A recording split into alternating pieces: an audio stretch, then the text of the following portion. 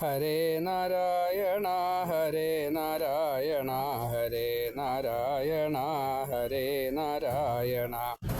വനത്തിൽ രാത്രിയിൽ നിലാവിൽ ശ്രീകൃഷ്ണൻ മുരളിയൂതുന്നു ശ്രുതി നിബദ്ധമായി. സഖിയാം രാധയെ കടാക്ഷിച്ചും കൊണ്ട് പിണച്ച കാലിൽ നിന്നതിമനോഹരൻ. ഹരേ നാരായണ ഹരേ നാരായണ ഹരേ നാരായണ ഹരേ നാരായണ. വ്രജസുന്ദരികൾക്കിടയിൽ മാധവൻ യമുനാ തീരത്തിൽ പുളകിത ഗാത്രൻ. മഥിക്കും സുന്ദരി മനസ്സും കായവും ഭജിക്കുന്നേനഹം പശുപാലമൂർത്തെ. ഹരേ നാരായണ ഹരേ നാരായണ ഹരേ നാരായണ ഹരേ നാരായണ. ഹൃദയശുദ്ധിക്കായി സ്മരിക്കണം രാസനടനം ഗോപികൾക്കൊരുമിച്ചു കൃഷ്ണ. ഭജനം ചെയ്യണം സധാർമ്മികം ഭക്തൻ നശിക്കുകില്ലൊരു തരത്തിലുമെന്നും. ഹരേ നാരായണ ഹരേ നാരായണ ഹരേ നാരായണ ഹരേ നാരായണ. പരമദുഷ്ടനെങ്കിലും തവ കഥ അറിയുവാനായി ശ്രമിക്കുമെന്നാകിൽ ദൃഢവ്രതനായും സദാചാരനായും അറിയപ്പെട്ടിടും പ്രഥമ പൂജ്യനായി. ഹരേ നാരായണ ഹരേ നാരായണ ഹരേ നാരായണ ഹരേ നാരായണ. സർവത്ര ഗോവിന്ദനാമ സങ്കീർത്തനം. ഗോവിന്ദ ഗോവിന്ദ. ശ്രീ ഗുരുവായൂരപ്പ ശരണം നാരായണ. ഓം. ശ്രീമദ് ഭഗവത്ഗീത 10ാമത്തെ അധ്യായമാണ് ഇപ്പോൾ പറയേണ്ടത്. വിഭൂതി യോഗം. അത് കഴിഞ്ഞാൽ 11ാമത്തെ അധ്യായത്തിൽ വിരാട് രൂപത്തെക്കുറിച്ച് പറയണു. പിന്നെ ഭഗവാനെ സ്തുതിക്കുന്നതായിട്ടുള്ള ഭഗവാങ്കൽ എത്താനുള്ള മാർഗം, ഭക്തി മാർഗം, അത് 12ാമത്തെ അധ്യായത്തിൽ പറയണം. ഇങ്ങനെ 3 അധ്യായങ്ങളാണ് ഓരോ ദിവസം യജ്ഞത്തിന്, ഈ ഗീതാ സപ്താഹ യജ്ഞത്തിന് നടത്താറ്. നമുക്കത് കേൾക്കാം. പാർത്ഥന്റെ സാരഥി ശ്രീകൃഷ്ണനായിഹ ഗീതോപദേശിയായി ജ്ഞാനപ്രദായകൻ. അജ്ഞാനം തീർക്കുവാൻ സാഖ്യവും ഭക്തിയും ചൊല്ലിയ ശ്രീകൃഷ്ണ ശ്രീഹരേ പാഹിമാം. അർജുന സംശയം മൗഢ്യവും തീർത്തൊര കാരുണ്യമൂർത്തിയാം പാണ്ഡവരക്ഷക. ദുഷ്ടരെ കൊന്നവർക്കേകി മുക്തി ഹരി. സാക്ഷി പരിപൂർണൻ ഗോവിന്ദ വന്ദനം. അജ്ഞരാം ഞങ്ങൾ തൻ പൂജാവ്രതാദികൾ മർത്യർ സകാമരായി ചെയ്യുന്ന സേവനം സ്വീകരിച്ചേകണേ സ്വാസ്ഥ്യം ഇഹ പര. ഭക്തർക്കനുഗ്രഹമായേകണേ വരം. സർവത്ര ഗോവിന്ദനാമ സങ്കീർത്തനം. ഗോവിന്ദ ഗോവിന്ദ. ശ്രീ ഗുരുവായൂരപ്പ ശരണം നാരായണ.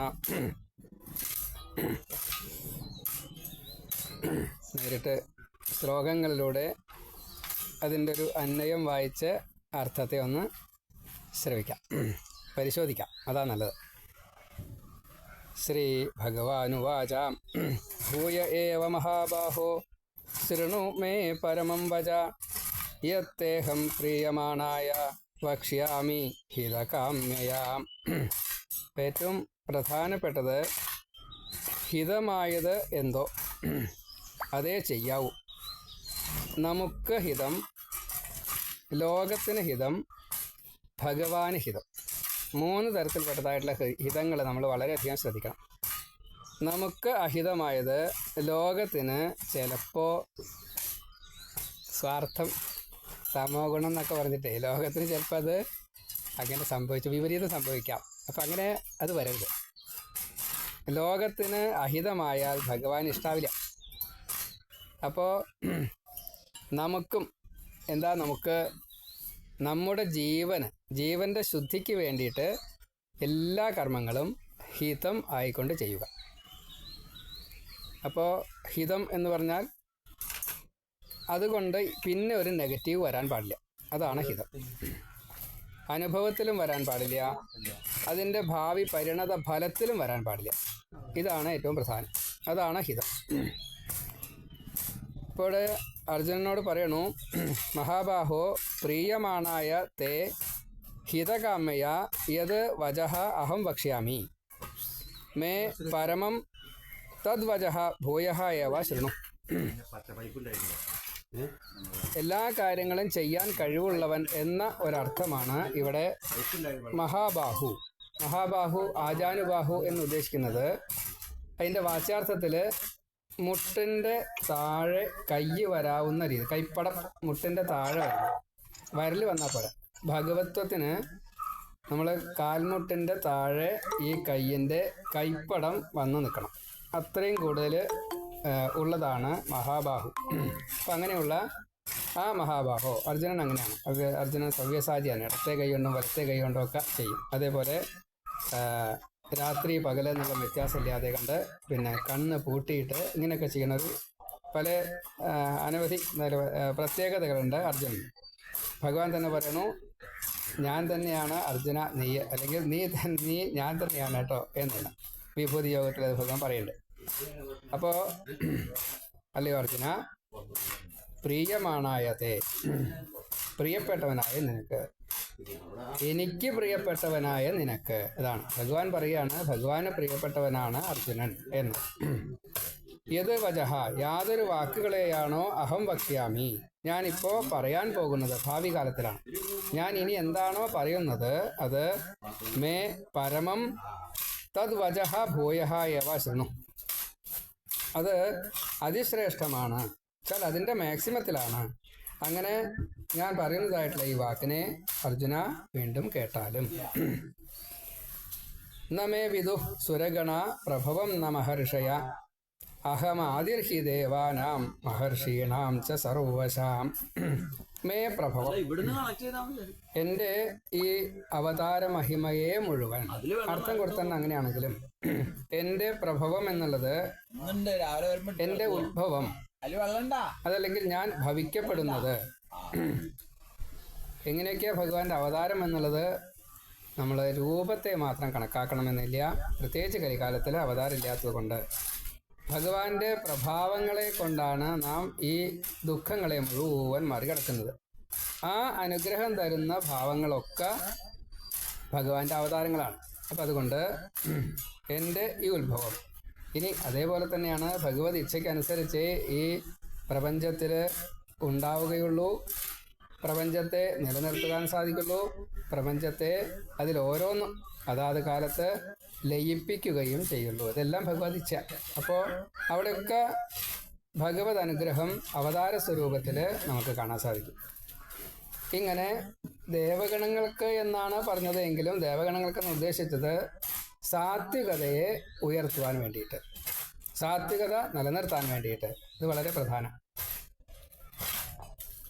ഈ പ്രപഞ്ചം മുഴുവൻ അതിൻ്റെ സന്തുലിതാവസ്ഥയിൽ എത്തണമെങ്കിൽ ദേവഗണങ്ങൾ തന്നെ വേണം, സാത്വികരായിട്ടുള്ള ആ രീതിയിൽ തന്നെ വേണം ചിന്ത ചെയ്യാനായിട്ട്, വാക്കുകളെ പറയാനായിട്ട്, അതേപോലെ പ്രവർത്തിക്കുവാനായിട്ട്. ത്രികരണങ്ങൾ സുരഗണാഹ ന വിദു, ദേവഗണങ്ങൾ പോലും എൻ്റെ ഈ അവതാര സ്വഭാവത്തെ ലീല എന്ന് പറയാനുള്ള കാരണം തന്നെ അതാ.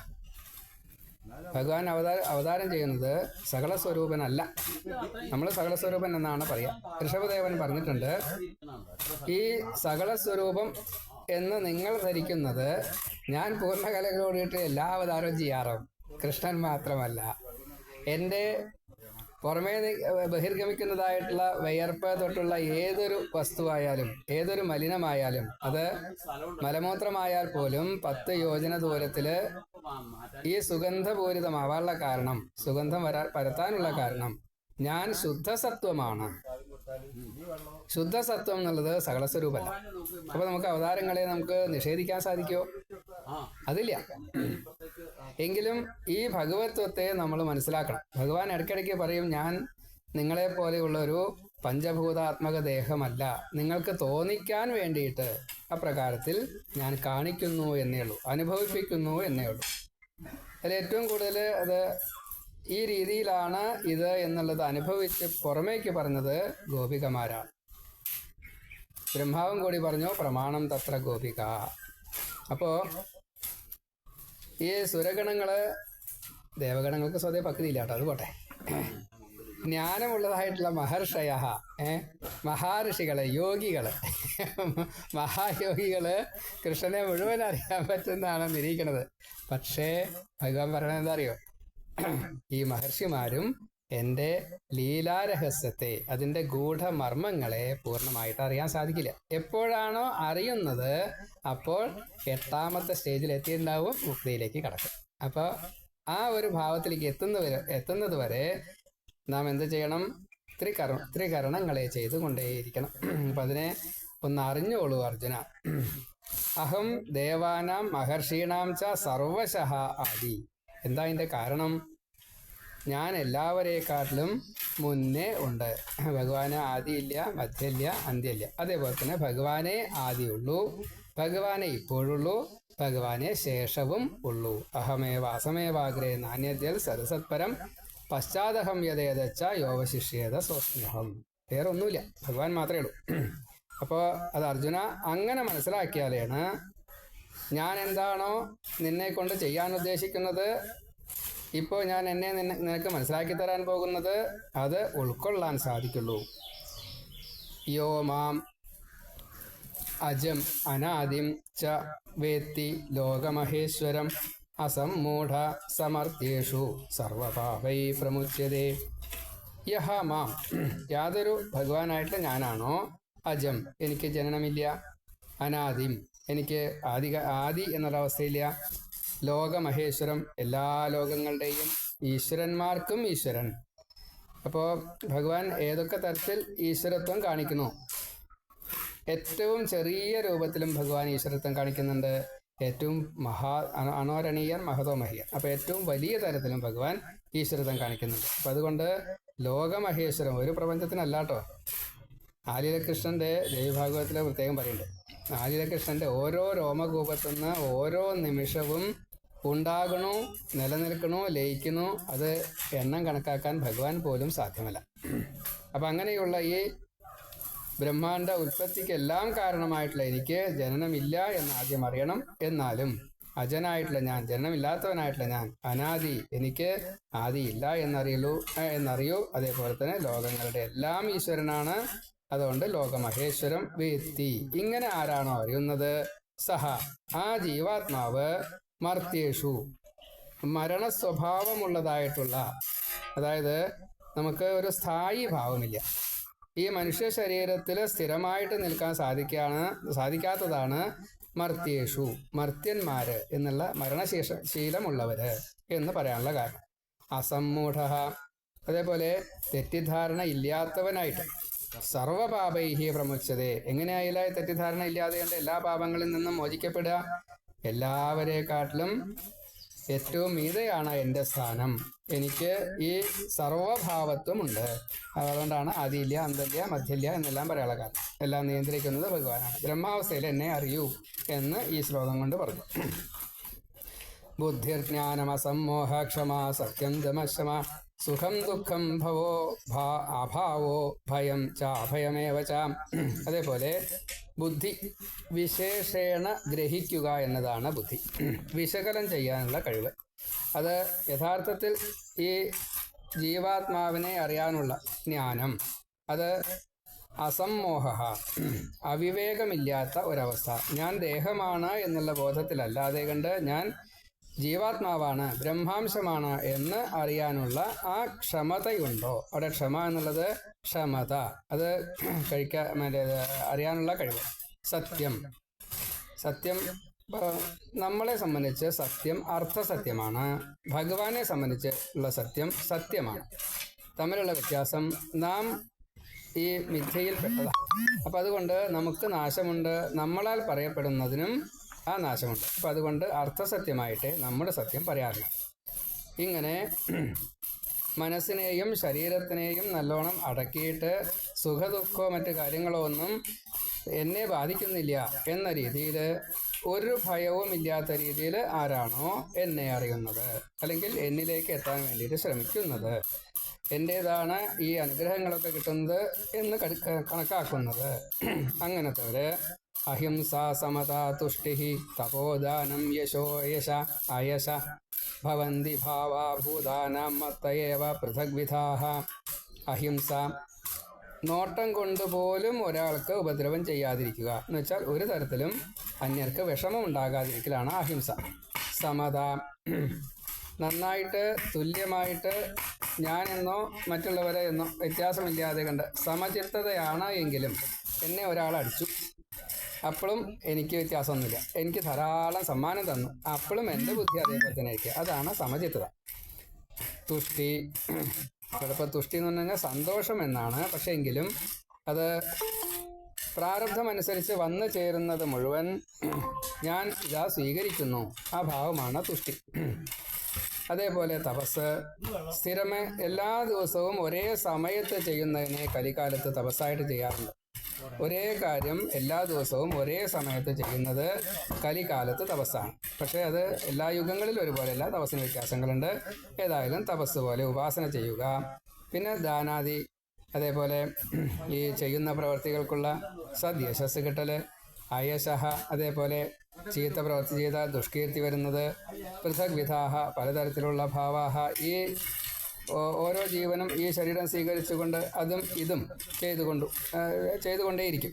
അപ്പം അതിന് വരുന്നതായിട്ടുള്ള അനന്തര ഫലങ്ങൾ മുഴുവൻ ഭൂതാനാം മത്തഃ ഏവ ഭവന്തി, ഈ ജീവജാലങ്ങൾക്ക് എന്നിൽ നിന്നു തന്നെയാണ് ഉണ്ടാകുന്നത് എന്ന് അറിയൂ. എന്നുവെച്ചാൽ സർവഭാവത്വമുണ്ട് എന്ന് നേരത്തെ പറഞ്ഞില്ലേ, എല്ലാറ്റിലും ഭഗവാനുണ്ട്, ഞാനും ഭഗവാനിലുണ്ട്, എല്ലാവരിലും ഭഗവാനുണ്ട്, ഈ എല്ലാവരും ഭഗവാനിലുണ്ട് എന്ന ഭാവത്തിൽ എത്തണം. അപ്പോഴേ എൻ്റെ ബ്രഹ്മഭാവത്തെ അറിയാൻ സാധിക്കുള്ളൂ. യേഷാം ലോകേ ഇമാഹ പ്രജാഹ ജാതാഹ സപ്ത മഹർഷയഃ പൂർവേ ചത്വാരഃ തഥാ മനവഃ മദ്ഭാവാഹ മാനസാഹ ജാതാഹ. ആരിൽ നിന്നാണോ ഈ ലോകത്തിലുള്ള എല്ലാ പ്രജകളെയും ഉണ്ടാക്കിയത്, എവിടെ നിന്നാണോ ഈ പ്രജകളെല്ലാം വന്നത്, അല്ലെങ്കിൽ ഈ സൃഷ്ടിയിൽപ്പെട്ട എല്ലാവരും വന്നത്, അതിൽ ഏറ്റവും പ്രധാനപ്പെട്ടതായിട്ടുള്ള ആദ്യത്തെ മരീചി തൊട്ടുള്ളവർ, ഭൃഗോ അല്ലെങ്കിൽ സപ്തർഷികളോ, ഏതായാലും ആദ്യത്തെ, അതേപോലെ തന്നെ ബ്രഹ്മാവിൻ്റെ ആദ്യത്തെ സൃഷ്ടിയിൽപ്പെട്ട സനകാദി മഹർഷിമാർ പോലും ഈ സ്വയംഭുവ മനു, ബ്രഹ്മാവിൻ്റെ ശരീരത്തെ തന്നെ രണ്ടായിട്ട് വന്നതാണ് സ്വയംഭുവനും ശതരൂപയും. അവരും എൻ്റെ പ്രഭാവത്തോടു കൂടിയതായിട്ട് ഞാൻ തന്നെയാണ് അവർ എന്ന് മാനസാഹ ജാതാഹ. എന്താ കാരണം? ഭഗവാന്റെ മനസ്സിൽ നിന്നുമാണ് ഇവർ ഉണ്ടായത് വെച്ചാൽ മാനസപുത്രന്മാരായിട്ട് കണക്കാക്കൂ.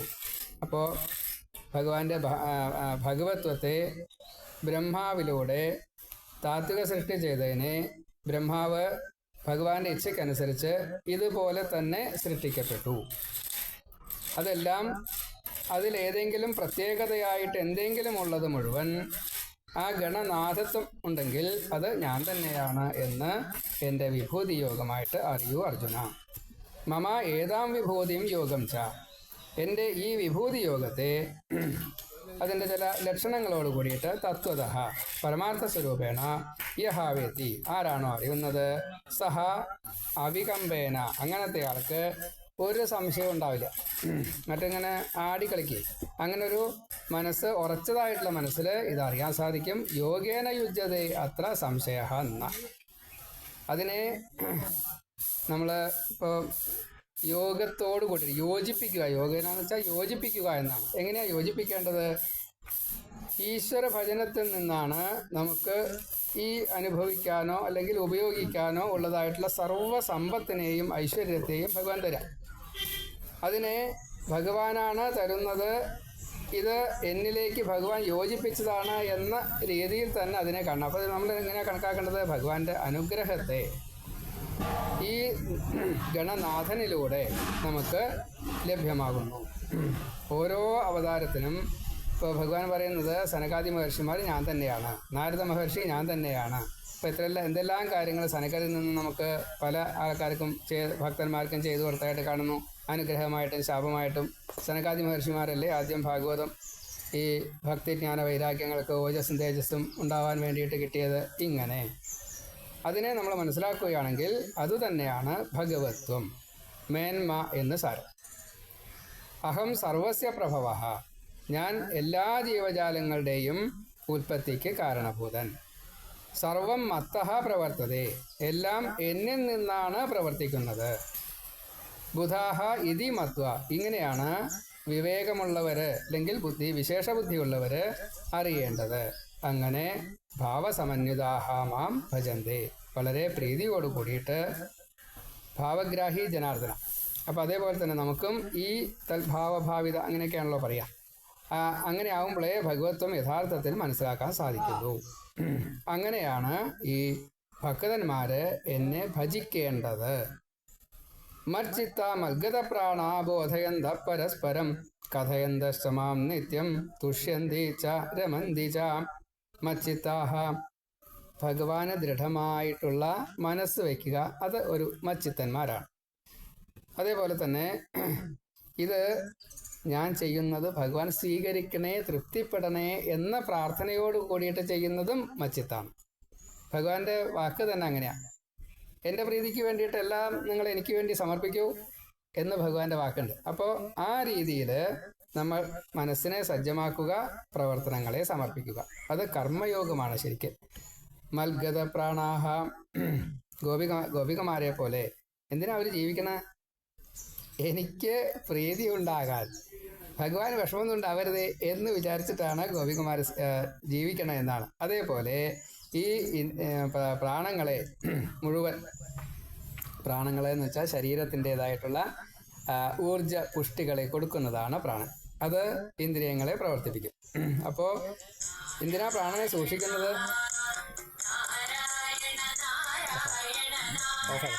കൊടുക്കണം. സന്ദീപ് ഒക്കെയാണ് സാർ. അപ്പം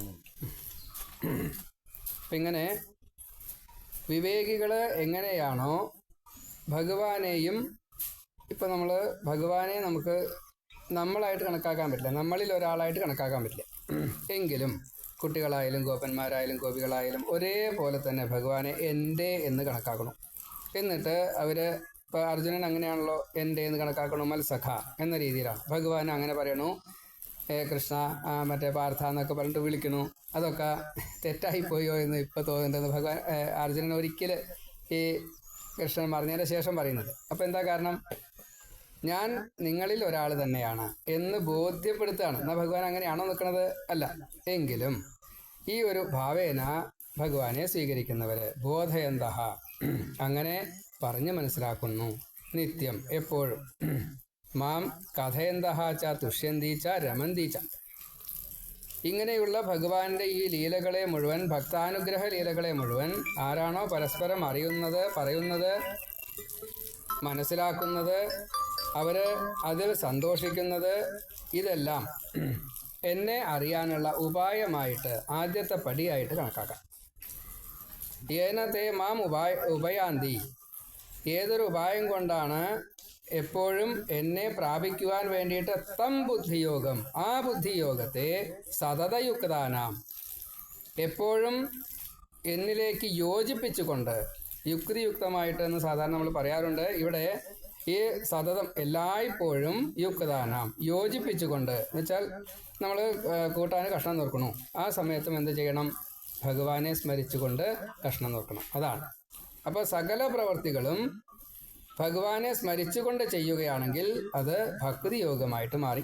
അതാണ് സതതയുക്താനാം, എപ്പോഴും ഈ ഭഗവാനെ മനസ്സിൽ വിചാരിച്ചുകൊണ്ട് വിചാരം ചെയ്തിരിക്കുന്ന ആ ഒരു ജീവൻ പ്രീതിപൂർവകം, വളരെ പ്രീതിയോട് കൂടിയിട്ട് ഭജതാം, എന്നെ ഭജിക്കുന്നു.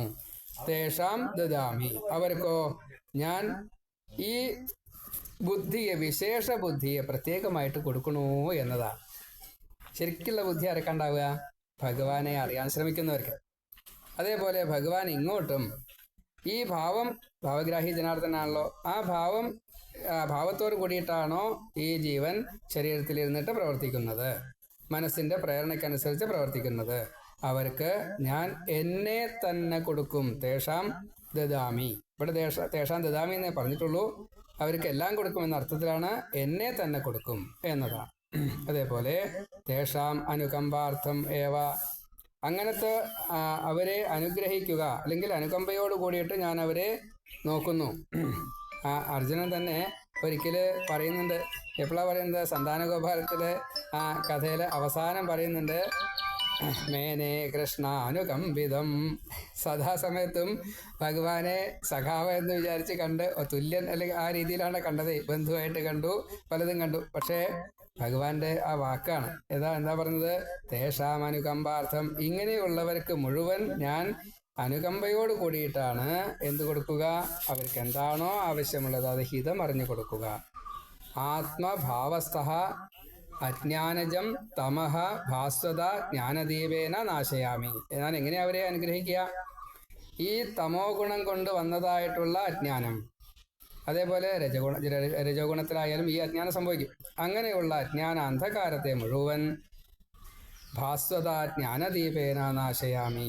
ഇവർക്ക് പ്രകാശസ്വരൂപേണയുള്ള ഈ ജ്ഞാനദീപം കൊണ്ട് ഭഗവാന്റെ സാന്നിധ്യം മതി, ഭഗവാന്റെ വാക്കിനെ അനുസരിച്ചാൽ മതി, കേട്ടിട്ട് മനസ്സിലാക്കി പ്രവർത്തിച്ചാൽ മതി.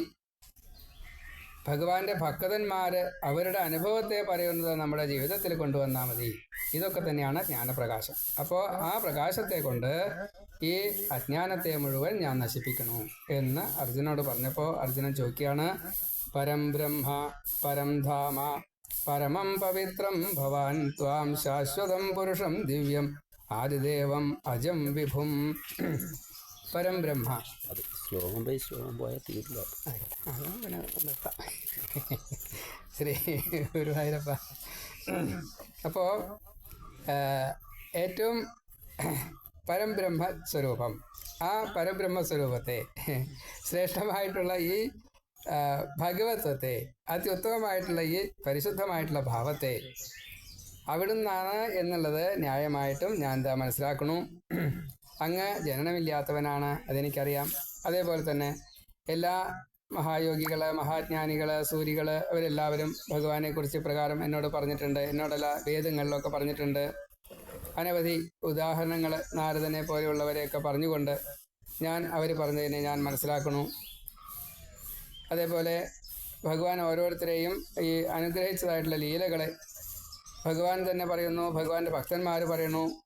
ഇതെല്ലാം ജ്ഞാനം എന്ന നിലയ്ക്ക് തന്നെ ഞാൻ അതിനെ സ്വീകരിക്കുന്നു. അതെല്ലാം ഭഗവാനെ സത്യം തന്നെയാണ്. പക്ഷേ എങ്കിലും എനിക്ക് ഭഗവാനെ വേണ്ട രീതിയിൽ അറിയാൻ സാധിക്കുന്നില്ല. കാരണം ഭഗവാൻ ഈ നാനാത്വം കാണിക്കുന്നുണ്ടല്ലോ, ആസുരഭാവത്തെ കാണിക്കുന്നുണ്ട്, അതേപോലെ ഈ അസത്ത് ഭാവത്തെ കാണിക്കുന്നുണ്ട്.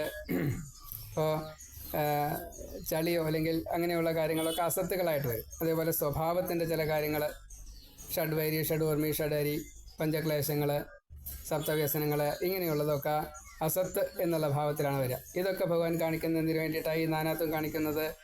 അപ്പോൾ മൊത്തം സാത്വികമായിട്ട് കൊണ്ടുപോയാൽ പോരെ ഭഗവാനെ എന്ന് ഒരു ചോദ്യം. ഇങ്ങനെ ദേവന്മാരുടെ ദേവനായിട്ടുള്ള ഭഗവാനെ അങ്ങ്, എനിക്ക് പ്രപഞ്ച രക്ഷിതാവായിട്ടുള്ള ഭഗവാനെ അങ്ങയെ ഇനിയും കൂടുതൽ, അതായത് ത്വം സ്വയം ആത്മനാ ഏവ വേദ, എല്ലാം ഭഗവാൻ തന്നെയാണ് എന്ന് എനിക്ക് അറിയണമെന്ന് ആഗ്രഹമുണ്ട്. അതുകൊണ്ട് അതിനെ ഒന്ന് വിശദമാക്കി തരണം എന്നാണ്. അങ്ങനെ എങ്ങനെയാണ് ഈ വ്യാപിച്ചു നിൽക്കുന്നത്, സത്തിലും അസത്തിലും ഒരേപോലെ അങ്ങ് കാണപ്പെടുന്നല്ലോ, ഇത് എങ്ങനെയാണ് സംഭവിക്കുന്നത്? ഇത് എനിക്ക് അറിയാനുള്ള അർഹതയുണ്ടോ? അങ്ങനെയാണെങ്കിൽ അതൊന്ന് പറഞ്ഞു തരണേ. അതേപോലെ തന്നെ അങ്ങേക്ക് ഭക്തന്മാരെ അനുഗ്രഹിക്കാനുള്ള ലീലകളിൽ പലപ്പോഴും പല മാർഗങ്ങളായിട്ടാണ് അങ്ങ് തന്നെ അങ്ങയുടെ വാക്കിൽ പറഞ്ഞിരിക്കുന്നത്. കർമ്മയോഗമായിട്ടും ജ്ഞാനയോഗമായിട്ടും ഭക്തിയോഗമായിട്ടും, അതേപോലെ മഹായോഗികളാണെന്ന് വെച്ചാൽ അഷ്ടാംഗയോഗം, അതല്ലെങ്കിൽ കപില മഹർഷി പറഞ്ഞ സാഖ്യയോഗത്തെക്കുറിച്ച്. ഇങ്ങനെ ഭഗവാനെ മനസ്സിലാക്കാൻ ധാരാളം വഴികളുണ്ട്. അങ്ങനെയുള്ള ഏത് മാർഗത്തിലൂടെ സഞ്ചരിച്ചാലാണ് ഭഗവാനെ എളുപ്പത്തിൽ അങ്ങോട്ട് എത്തുക? ഞാൻ ഏത് രൂപമാണ് ധ്യാനിക്കേണ്ടത്? അതല്ലെങ്കിൽ സാധാരണക്കാർക്ക് ഈ വക കാര്യങ്ങളൊന്നും അറിയാത്തവർക്ക് എങ്ങനെയാണ് പെട്ടെന്ന് അവിടേക്ക് എത്താൻ സാധിക്കുക? അങ്ങയുടെ ഈ സർവജ്ഞത്വം, അവിടേക്ക് ഈ സാധാരണക്കാർക്ക് എത്താൻ എളുപ്പമാർഗം എന്താ? അതൊന്ന് പറഞ്ഞു തരണേ എന്ന് പറയുകയാണ്. അങ്ങനെ പറഞ്ഞപ്പോൾ ഭഗവാന്റെ വാക്ക് എത്ര കേട്ടാലും ആർക്കായാലും മതിയാവില്ലല്ലോ. ഭഗവാന്റെ വാക്ക് ഇനിയും എനിക്ക് കേൾക്കണം. ഭഗവത്വത്തെ മുഴുവൻ മനസ്സിലാക്കണം. എനിക്ക് ഭഗവാനുമായിട്ട് താതാത്മ്യം കിട്ടണം. അതിന് എന്നെ അനുഗ്രഹിക്കണം. ഇങ്ങനെ പറഞ്ഞപ്പോൾ ഭഗവാൻ പറയാണ്, അല്ലയോ അർജുന, നിന്റെ ഈ ആവശ്യങ്ങളൊക്കെ വളരെ ഇഷ്ടത്തോടു കൂടിയിട്ട് ഞാൻ കേൾക്കുന്നു. അതിന് എളുപ്പമുള്ളൊരു മാർഗം, ഞാൻ എൻ്റെ ഭഗവത്വത്തെ വിഭൂതി യോഗമായിട്ട് എൻ്റെ വിഭൂതികളെ, സ്വന്തം വിഭൂതികളെ ആത്മവിഭൂതയാ കഥയിഷ്യാമി. പറഞ്ഞാൽ മുഴുവനാവോ? നിശ്ചല. അതുകൊണ്ടായിരിക്കാം ഭഗവാൻ പിന്നെ അത് വിരാട് രൂപമായിട്ട് കാണിച്ചു കൊടുത്തത്. ഇപ്പോൾ ഇവിടെ ഞാനത് പറഞ്ഞു തരാമെന്ന് പറഞ്ഞു. വിഭൂതികളുടെ വിസ്താരത്തിന് ഇത്ര എന്ന് പറയാൻ പറ്റില്ല കേട്ടോ. നീ സാധാരണഗതിയിൽ ഗുഡാകേശൻ എന്ന അർജുനൊരു പേരുണ്ട്.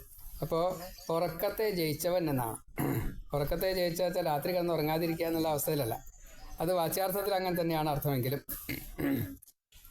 ഈ ഉണർന്നിരിക്കുമ്പോൾ പോലും അർത്ഥസുഷുപ്തിയിലൊക്കെ നമ്മൾ പെടുകയെ.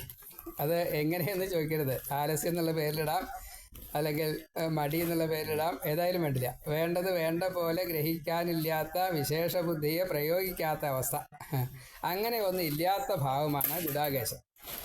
ഉറക്കമില്ലാത്ത എന്നുള്ള വാച്യാർത്ഥം, അല്ലെങ്കിൽ ഉറക്കത്തിനെ ജയിച്ചവൻ എന്ന അർത്ഥത്തിൽ. ഇപ്പം 12 കൊല്ലം ഉറങ്ങിയിട്ടില്ല, ഉണ്ടിട്ടില്ല ലക്ഷ്മണൻ, ആ രീതിയിലാണെങ്കിൽ അതിനെ മറ്റൊരു രീതിയിൽ വേണം പറയാനായിട്ട്. ഇവിടെ അതല്ല ഉദ്ദേശിച്ചതെന്ന് സാരം, അതാണ്. അങ്ങനെയുള്ള ആ അർജുനനോട് പറയാണ്, ഈ ആത്മാവ് ഞാൻ തന്നെയാണ്. ഏതാത്മാവ്? എല്ലാവരുടെ ഉള്ളിലും സ്ഥിതി ചെയ്യുന്നതായിട്ടുള്ള, സർവ അന്തര്യാമിയായിട്ടുള്ള ആ ആത്മാവ് ഞാനാണ്. എന്താ കാരണം? ഞാൻ വിശദീതി വിഷ്ണുവാണ്, അതുകൊണ്ടാണ്. അപ്പം അതുകൊണ്ട് ആദി മധ്യം അവസാനം ഇത് മുഴുവൻ ഞാൻ തന്നെയാകുന്നു. എന്താ കാരണം? എന്നിൽ നിന്നാണ് ജീവജാലങ്ങളുടെ ഉത്ഭവം. എന്നിൽ നിന്നും ഉണ്ടാകുന്നത് അതിൻ്റെ ശ്രേഷ്ഠതാ ക്രമത്തിനനുസരിച്ച് വ്യത്യാസങ്ങൾ നമുക്ക് ഈ നാനാത്വമായിട്ട് കാണാൻ സാധിക്കും. എന്നാലും ഇപ്പോൾ ഒട്ടും സാത്വികമില്ലാത്ത ഒരു തമോ ഗുണി പോലും ഉണ്ടാവില്ല എന്നാണ്. 3 ഗുണങ്ങളും കുറേശ്ശെയെങ്കിലും ഉണ്ടാവും. പരമ തമോ ഗുണിയാണെങ്കിൽ പോലും അതിൽ കുറച്ച് രജസ്സും ഉണ്ടാവും, കുറച്ച് തമോ ഗുണം ഉണ്ടാവും, കുറച്ച് സാത്വിക ഗുണം ഉണ്ടാവും. അതേപോലെ സാത്വിക ഗുണത്തിൽ അതിൻ്റെ മാക്സിമത്തിലാണെങ്കിൽ പോലും ഒരു ലേശം രജോ ഗുണവും തമോ ഗുണവും ഉണ്ടാവും. അത് ഇല്ലാത്തത് എൻ്റെ, അല്ലെങ്കിൽ ഇപ്പോൾ ശ്രീകൃഷ്ണൻ അതില്ലാത്ത ഭാവമാണ്, ഋഷഭൻ അതില്ലാത്ത ഭാവമാണ്. അങ്ങനെ എല്ലാവർക്കും ഉണ്ടെന്ന് പറയാൻ പറ്റില്ല. ചിലവർക്ക് ഒട്ടും തമോ ഗുണമില്ലാത്ത ഭാവത്തിൽ കാണാൻ സാധിക്കും, രജോ ഗുണമില്ലാത്ത ഭാവത്തിൽ കാണാൻ സാധിക്കും. എന്നാലും എൻ്റെ വിഭൂതികളൊക്കെ ആ രീതിയിൽ കാണണം. അതിലേറ്റവും പ്രധാനപ്പെട്ടതാണ് ദ്വാദശാദിത്യന്മാർ. ആ ദ്വാദശാദിത്യന്മാരിൽ ഉപേന്ദ്രൻ എന്ന രീതിയിൽ വിഷ്ണു ആയിട്ട് വന്നത് ഞാൻ തന്നെയാണ്. അതേപോലെ സൂര്യൻ, പ്രപഞ്ചത്തിൻ്റെ നാഥനായിട്ടുള്ള സൂര്യൻ ആയിട്ട് കാണുന്നത് അത് ഞാനാണ്. അതേപോലെ മരുത്തുക്കളിൽ മരീചി ഞാനാണ്. മരീചി എന്നുള്ളത് മരീച തിരങ്കിരസ പുലസ്ത്യ പുലഹ ക്രതു, ആദ്യത്തെ ഈ സപ്തർഷികൾ അല്ലെങ്കിൽ ആദ്യത്തെ പ്രജാപതിമാർ ആണ്. ആ പ്രജാപതിമാരിൽ മരീചിയെ മരുത്ത് ദേവന്റെ അംശമായിട്ടാണ് കണക്കാക്കുന്നത്. അപ്പോൾ മരുത്തുക്കളിൽ മരീചി ഞാനാണ്. നക്ഷത്രങ്ങളിൽ ഞാൻ ചന്ദ്രനാകുന്നു. ഉടുപതി എന്നുള്ള നിലയ്ക്ക് കണക്കാക്കാൻ പറ്റുള്ളൂ. അതേപോലെ വേദങ്ങളിൽ വേദാനാം സാമവേദഹാസ്മി, പാട്ടാണ് ഞാൻ. അതായത് എല്ലാ വേദവും ഞാൻ തന്നെയാണല്ല എന്ന് പറയില്ല, എങ്കിലും എല്ലാവരും ഇഷ്ടപ്പെടുന്നത് ഈ വേദവ്യാസൻ വേദം 4 മാറ്റിക്കഴിഞ്ഞപ്പോൾ അതിൽ സാമവേദം കുറച്ചധികം പ്രാധാന്യമായിട്ട് വളരെ കുറച്ച് അക്ഷരങ്ങളെ കൊണ്ട്, കുറച്ച് വാക്കുകളെ കൊണ്ട്, കുറച്ച് ഋക്കുകളെ കൊണ്ട് സ്വരപ്രധാനമായിട്ട് കൊടുത്തു. അത് 1000കണക്കിന് ശാഖ ആ സമയത്ത് ഉണ്ടായിരുന്നു. എന്താ കാരണം? വേദങ്ങളിൽ സാമവേദം ഞാനാണ്. അപ്പോൾ പാട്ടുകൊണ്ട് രോഗത്തെ ഇല്ലാണ്ടാക്കാൻ പറ്റില്ലേ? അതാണ് അവിടുത്തെ ഈശ്വരത്വം. ആ ഈശ്വരത്വത്തിൽ ഈ വിഭൂതി എന്ന് പറയാനുള്ള കാരണം ഋഗ്വേദത്തിന് കഴിവില്ലായിട്ടല്ല, യജുർവേദത്തിന് കഴിവില്ലായിട്ടല്ല, പക്ഷേ എളുപ്പത്തിൽ അതാണ്. അപ്പം അതുകൊണ്ട് സാമവേദം ഞാനാണ്. അതേപോലെ അഷ്ടവസുക്കളിൽ ഇന്ദ്രൻ ഞാനാണ്. മനസ്സ് ഞാനാണ്. ഈ ജ്ഞാനം നേടാനുള്ള ഒരു ശക്തി ഉണ്ടാക്കുന്നത് അത് എൻ്റെ അനുഗ്രഹമാണ്. അതുകൊണ്ട് ചേതന അത് ഞാനാണ്. ഭൂതാനാം ചേതന അഹമസ്മി. അതേപോലെ ഏകാദശ രുദ്രന്മാരിൽ ശങ്കരൻ ഞാനാണ്. അതേപോലെ യക്ഷരാക്ഷസന്മാരിൽ കുബേരൻ ഞാനാണ്. രാക്ഷസന്മാരിൽ ഒരാളെ പറഞ്ഞിട്ടില്ല കേട്ടോ. യക്ഷനും രാക്ഷസനും രണ്ട് തരത്തിൽ രണ്ടാണ്, അല്ലെങ്കിൽ രണ്ടും കൂടിയ ഒന്നാണ് ഇനി. കാരണം പിതൃഭാവത്തിൽ ഒന്നാ, അച്ഛൻ ഒന്നാ. അപ്പം അതുകൊണ്ട് അങ്ങനെ. പക്ഷെ എന്നാൽ മറ്റേ കശ്യപൻ്റെ മക്കൾ തന്നെയാണല്ലോ ദിതിയും മറ്റേ ദിതിയുടെ മക്കളും അതിഥിയുടെ മക്കളും. അത് ദേവന്മാരും അസുരന്മാരും വേറെ വേറെയാണ്. പക്ഷെ ഇവിടെ അങ്ങനെയല്ല. യക്ഷന്മാരിലും രാക്ഷസന്മാരിലും വിത്തേശഹ അത് ഞാനാണ്. കുബേരൻ ഞാനാണ്. വൈശ്രവണൻ ഞാനാണെന്ന് പറയാണ്. അതേപോലെ പാവകൻ അഗ്നിദേവൻ ഞാനാണ്. പിന്നെ അഗ്നിദേവനെ നമ്മൾ വേദത്തിൽ കാണാൻ സാധിക്കുന്നത് ബ്രഹ്മാവസ്ഥയിലുള്ള ഭഗവാനായിട്ട് എല്ലാവർക്കും എല്ലാതും കൊടുക്കുക എന്ന വഷട്കാര സ്വരൂപനായിട്ട് അഗ്നിയെ ബ്രഹ്മാവസ്ഥയിൽ കാണിച്ചു എന്നാണ്. അതേപോലെ പർവ്വതങ്ങളിൽ മേരുപർവ്വതം ഞാനാണ്. പുരോഹിതന്മാരിൽ ബൃഹസ്പതിയായിട്ടുള്ള ദേവഗുരു ഞാനാണ്. അതേപോലെ സുബ്രഹ്മണ്യൻ സേനാനായകന്മാർ സുബ്രഹ്മണ്യൻ ഞാനാണ്. അതേപോലെ സരസ്സുകളിൽ സമുദ്രം അത് ഞാനാണ്. മഹാസിന്ധു ഞാനാണ്. അതാണ് സാഗരഹാസ്മി. ഭൃഗു മഹർഷി ഭഗവാനാണ്. ഋഷികളിൽ ഏറ്റവും മുഖ്യനായിട്ടുള്ള ഋഷി, ജ്ഞാനദാതാവായിട്ടുള്ള ഋഷി ഭൃഗു മഹർഷിയാണ്. ഭൃഗു മഹർഷിയൊക്കെയാണ് ഈ സാത്വിക ഭാവം ആർക്കാണ് കൂടുതലുള്ളത് എന്ന്, ത്രിമൂർത്തികളിൽ സാത്വികത ഭാവം ആർക്കാണ് ഉള്ളത് എന്നുള്ളത് സരസ്വതി നദിയുടെ തീരത്ത് വെച്ച് മഹാസത്രത്തിൽ ഒരു പരീക്ഷിക്കാനുള്ള അവസരം കൊടുത്തപ്പോൾ വേറെ ആര് പരീക്ഷിച്ചാലും നേരെയാവില്ല എന്ന് കണക്കാക്കിക്കൊണ്ട് വേണ്ടത് വേണ്ട പോലെ പരീക്ഷ ചെയ്തത് ഭൃഗു മഹർഷിയാണ്. അപ്പം അതിൻ്റെ സാരെന്താ? ഭൃഗുവിന് ഈ രണ്ട് എന്നുള്ള ഭാവമില്ലാതെ കണ്ട് പെരുമാറാൻ സാധിക്കും. അതുകൊണ്ടാണ്. അതല്ല വെച്ചാൽ അച്ഛനായിട്ട് വന്ന അച്ഛനെ ബഹുമാനിക്കണ്ടേ ബ്രഹ്മാവിനെ? അത് ചെയ്തില്ല. അതല്ല ഇവിടെ ഉദ്ദേശം. എന്നെ മനസ്സിലാക്കാനുള്ള കഴിവ് അച്ഛനില്ല വെച്ചാൽ അച്ഛൻ ആ രീതിയിൽ ഈശ്വരൻ അല്ലാതാണ്. അതേപോലെ മഹാദേവനായാലും സഹോദര സ്ഥാനത്ത് വന്നിട്ട് ആലിംഗനം ചെയ്തപ്പോൾ അതിനെ നിഷേധിക്കാൻ തരായി. അതാണ്. അത് എളുപ്പമല്ല. അതേപോലെ കിടക്കണ മഹാവിഷ്ണുവിനെ ചവിട്ടാൻ ഒരു പ്രയാസം ഉണ്ടായില്ല. കാര്യം നടത്താനുള്ള ഒരു അത് ഈ ഭഗവാന്റെ പ്രത്യേകത അതാണ്. കാര്യം നടത്തും ഭഗവാൻ. അപ്പം അതാണ് ജ്ഞാനമൂർത്തികളിൽപ്പെട്ട ഒരാളാണ് ഭൃഗു മഹർഷി. അതുകൊണ്ട് ഭൃഗു ഋഷിമാരിൽ ഞാനാണ്. ഋഷിത്വം എന്നത് പുതിയത് എന്തെങ്കിലും ഇപ്പം നമ്മൾ ഗീത എത്രയോ തവണ വായിക്കണം. വായിക്കുമ്പോൾ ഒരു തവണ വായിച്ച് അനവധി അറിവുകൾ കിട്ടി. അടുത്ത തവണ വായിക്കുമ്പോൾ മറ്റൊരറിവിനെ നമുക്ക് കിട്ടുന്നു. ഇങ്ങനെ ഓരോന്നിലും എന്തെങ്കിലും പുതിയതായിട്ടുള്ള ഒരു അറിവിനെ നേടാനുള്ള കഴിവുണ്ടാക്കലാണ് ഋഷിത്വം. ആ ഋഷികളിൽ മുഖ്യനാണ് ഭൃഗു മഹർഷി. അത് ഭഗവാൻ തന്നെയാണ്. അതേപോലെ വാക്കുകളിൽ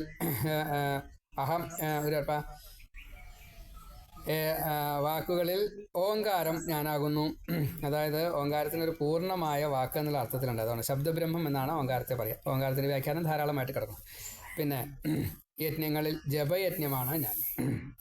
അതായത് നമ്മൾ ഇപ്പോൾ നാരായണനാമം ജപിക്കണു, കലിസന്തരണ മന്ത്രം ഹരേ രാമ ജപിക്കണു. ഓരോന്നിനും വ്യത്യാസമൊക്കെ ഉണ്ട്. പറഞ്ഞിട്ട് കാര്യമില്ല. ആ ജപം കാരണം ജന്മത്തെ ഇല്ലാണ്ടാക്കാൻ സാധിക്കും. പാപത്തെ മുഴുവൻ നശിപ്പിക്കാൻ സാധിക്കും. ഭഗവത് ഉപാസന കൊണ്ടുള്ള ഫലം വീണ്ടും ഒരു ജന്മം എടുക്കേണ്ടാത്ത രീതിയിൽ ഈ ജീവനെ ശുദ്ധി ചെയ്തുകൊണ്ട് ബ്രഹ്മത്തിലേക്ക് ലയിപ്പിക്കലാണ്. ഇത് ഈ ജപം കൊണ്ട് സാധിക്കും. ഋഗ്വേദം ജപിച്ചാലും ഇപ്പോൾ സൂക്തങ്ങൾ ജപിക്കാറുണ്ട്. ഉരുവിട്ട് ഒരേ ഋക്ക് തന്നെ ആവർത്തിച്ച് പ്രയോഗിക്കുക, ജപിക്കുക, അർച്ചിക്കുക, ഹോമിക്കുക, അങ്ങനെ പലതരത്തിലുള്ള ഉപാസനകളുണ്ട്. അത് ചെയ്യുമ്പോൾ അതും ജപം തന്നെയാണ്. അപ്പോൾ നാമം ജപം മാത്രം എന്ന് കണക്കാക്കരുത്. ജപം എന്നുള്ളത് ജന്മപാപ വിനാശനാ, അതിന് വേണ്ടിയിട്ടാണ്. അപ്പം അങ്ങനെ ആ ജപയജ്ഞം അത് ഞാനാകുന്നു. ഇനി യജ്ഞത്തിൻ്റെ പ്രത്യേകത തുടക്കവും ഒടുക്കവും വേണം. അപ്പം നമ്മൾ ഒരു ദിവസത്തെ പരിപാടിയാണെങ്കിൽ ആ ഒരു ദിവസത്തെ തുടങ്ങുന്നതും അത് അവസാനിപ്പിക്കുന്നതും. ഈ സപ്താഹമാണെങ്കിൽ അതിന് ആദ്യത്തെ ദിവസം തുടങ്ങി 7ാമത്തെ ദിവസം സമാപിക്കുക. അതിൻ്റെ വിധി എല്ലാം ആചരിച്ചുകൊണ്ട്, അതാണ് യജ്ഞം. യജ്ഞങ്ങളിൽ തന്നെ യജ്ഞമായാലും യാഗമായാലും വേറെയാണ്. ഒന്ന് ഹോമാചാരത്തോട് കൂടിയിട്ട് അതിനെ യാഗമെന്ന് പറയും. ഹോമാചാരമില്ലാതെ കണ്ട് ദോഷങ്ങൾ വളരെ കുറഞ്ഞതായിട്ടുള്ള രീതിയിൽ ചെയ്യുന്നത് യജ്ഞം. അതിലേറ്റവും എളുപ്പമുള്ള യജ്ഞമാണ് നാമജപയജ്ഞം. കലികാലത്തിൽ 2 കാര്യങ്ങളെ പറഞ്ഞിട്ടുള്ളൂ. അതിൽ മുഖ്യം നാമജപമാണ്. 2ാമത്തെ കാര്യം ധ്യാനമാണ്. അത് വിരക്തി വരാൻ വേണ്ടിയിട്ടാണ്. ഇങ്ങനെ യജ്ഞങ്ങളിൽ ജപയജ്ഞം ഞാനാണ്. അതേപോലെ പർവ്വതങ്ങളിൽ ഹിമാലയൻ ഞാനാണ്. പിന്നെ വൃക്ഷങ്ങളിൽ അരയാല് ഞാനാണ്. നാരദ മഹർഷി അതേപോലെ ദേവർഷിയാണ് നാരദ. അതേപോലെ ഗന്ധർവന്മാരിലെ ചിത്രരഥൻ ഞാനാണ്. സിദ്ധന്മാരിലെ കപിലൻ ഞാനാണ്. കുതിരകളിലെ ഉച്ചശ്രവസ്, ആനകളിലെ ഐരാവതം, മനുഷ്യരിൽ രാജാവ്. അപ്പോൾ മനുഷ്യരിൽ വന്നപ്പോൾ സ്വഭാവത്തെയാണ് പറഞ്ഞത്. മനുഷ്യരിൽ രഞ്ജിപ്പിക്കുന്നവൻ എന്ന അർത്ഥത്തിൽ രാജാവ്, നരാധിപൻ എന്ന നിലയ്ക്ക് രാജാവ്, അതേപോലെ സംരക്ഷകൻ എന്ന നിലയ്ക്ക് രാജാവ്. ഇപ്പോൾ ഭഗവത്വം അത് പൂർണ്ണമായിട്ടുള്ള അവസ്ഥയിലാണ് ഈ നൃപൻ, അതല്ലെങ്കിൽ നരന്മാർക്ക് പതി. ഇപ്പം നമ്മൾ നരന്മാർക്ക് പതി എന്ന് പറയുമ്പോൾ ഭൂമിയിൽ ഒരു അവസ്ഥയാണല്ലോ അത്. ഈ നരന്മാർക്ക് വർണ്ണാശ്രമധർമ്മങ്ങൾ വേണ്ട രീതിയിൽ പ്രവർത്തിപ്പിക്കുക എന്നൊരു ഉത്തരവാദിത്വമുണ്ട് രാജാവിന്. അവരെ കൊണ്ട് അപ്രകാരത്തിൽ പ്രവർത്തിപ്പിച്ചാൽ മാത്രമേ 14 ലോകത്തിലേക്കും വേണ്ട സകല വസ്തുക്കളും കൊടുക്കാൻ സാധിക്കുള്ളൂ. ദേവന്മാർക്ക് കൊടുക്കണം, അതേപോലെ അസുരന്മാർക്ക് കൊടുക്കണം. നമ്മൾ പൂജയൊക്കെ കഴിഞ്ഞ് വരുമ്പോൾ ദേവേഭ്യോ നമ, അസുരേഭ്യോ നമ, പിതൃഭ്യോ നമ എന്നൊക്കെ പറഞ്ഞിട്ടാണ് തീർത്ഥം തെളിക്കുക. എന്താ കാരണം? എല്ലാവർക്കുമായിട്ട് നാം വീതം വെച്ച് കൊടുക്കുന്നു. സർപ്പങ്ങൾക്ക് നമ്മൾ കൊടുക്കണം, നമ്മൾ കൊടുത്താലേ കിട്ടുള്ളൂ. അപ്പം അത് കൊടുപ്പിക്കുക എന്ന ആ ഭാവമാണ് നൃപതി, അതാണ് നൃപൻ. അപ്പോൾ ആ രാജാവ് അങ്ങനെ കൊടുക്കുമ്പോഴല്ലേ ഈ രഞ്ജിപ്പിക്കുക വരിക, അതുകൊണ്ടാണ്. അതേപോലെ ആയുധങ്ങളിൽ വജ്രായുധം ഞാനാകുന്നു, പശുക്കളിൽ കാമധേനു ഞാനാകുന്നു. അതേപോലെ പരമ്പര നിലനിൽക്കുക, സൃഷ്ടി നിലനിൽക്കുക എന്നുള്ളതിന് കാമഭാവമാണ് വേണ്ടത്. അതിൻ്റെ മാക്സിമത്തിലുള്ള ഒരു ഭാവമാണ് ദേവൻ, കാമദേവൻ. ആ കാമദേവൻ ഞാനാകുന്നു. അതേപോലെ സർപ്പങ്ങളിൽ വാസുകി ഞാനാണ്, നാഗങ്ങളിൽ അനന്തൻ ഞാനാണ്, ജലദേവതകളിൽ വരുണൻ ഞാനാണ്, പിതൃക്കളിൽ അര്യമാവ് ഞാനാണ്, ശിക്ഷിക്കുന്നവരിൽ യമൻ ഞാനാണ്. എന്താ യമൻ്റെ ശിക്ഷയിലെ പ്രത്യേകത? രാജാവ് ശിക്ഷിക്കുന്നുണ്ട്, യമനും ശിക്ഷിക്കുന്നുണ്ട്.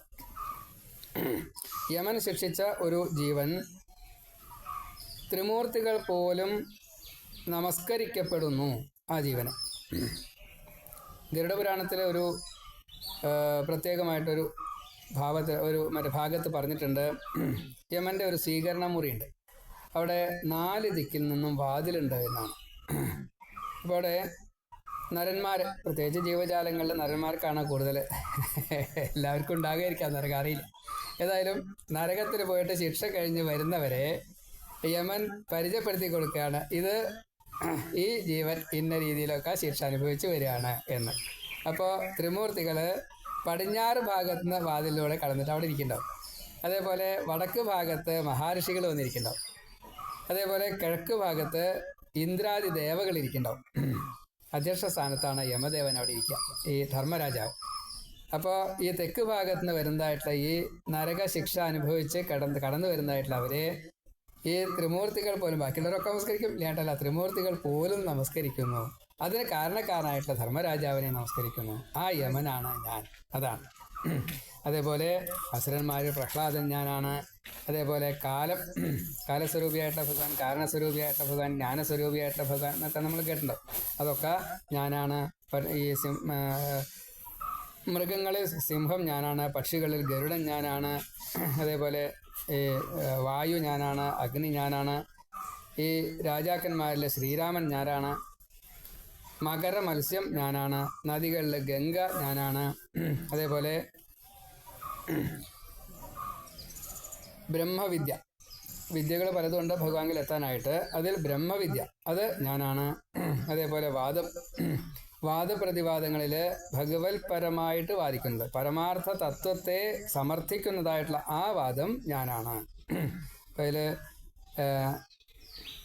സമയമുണ്ടല്ലോ അല്ലേ? 1 മണിക്കൂറില്ലേ ഇനി? 1 മണിക്കൂറിന് 2 അധികം കഴിഞ്ഞു. ആയിക്കോട്ടെ,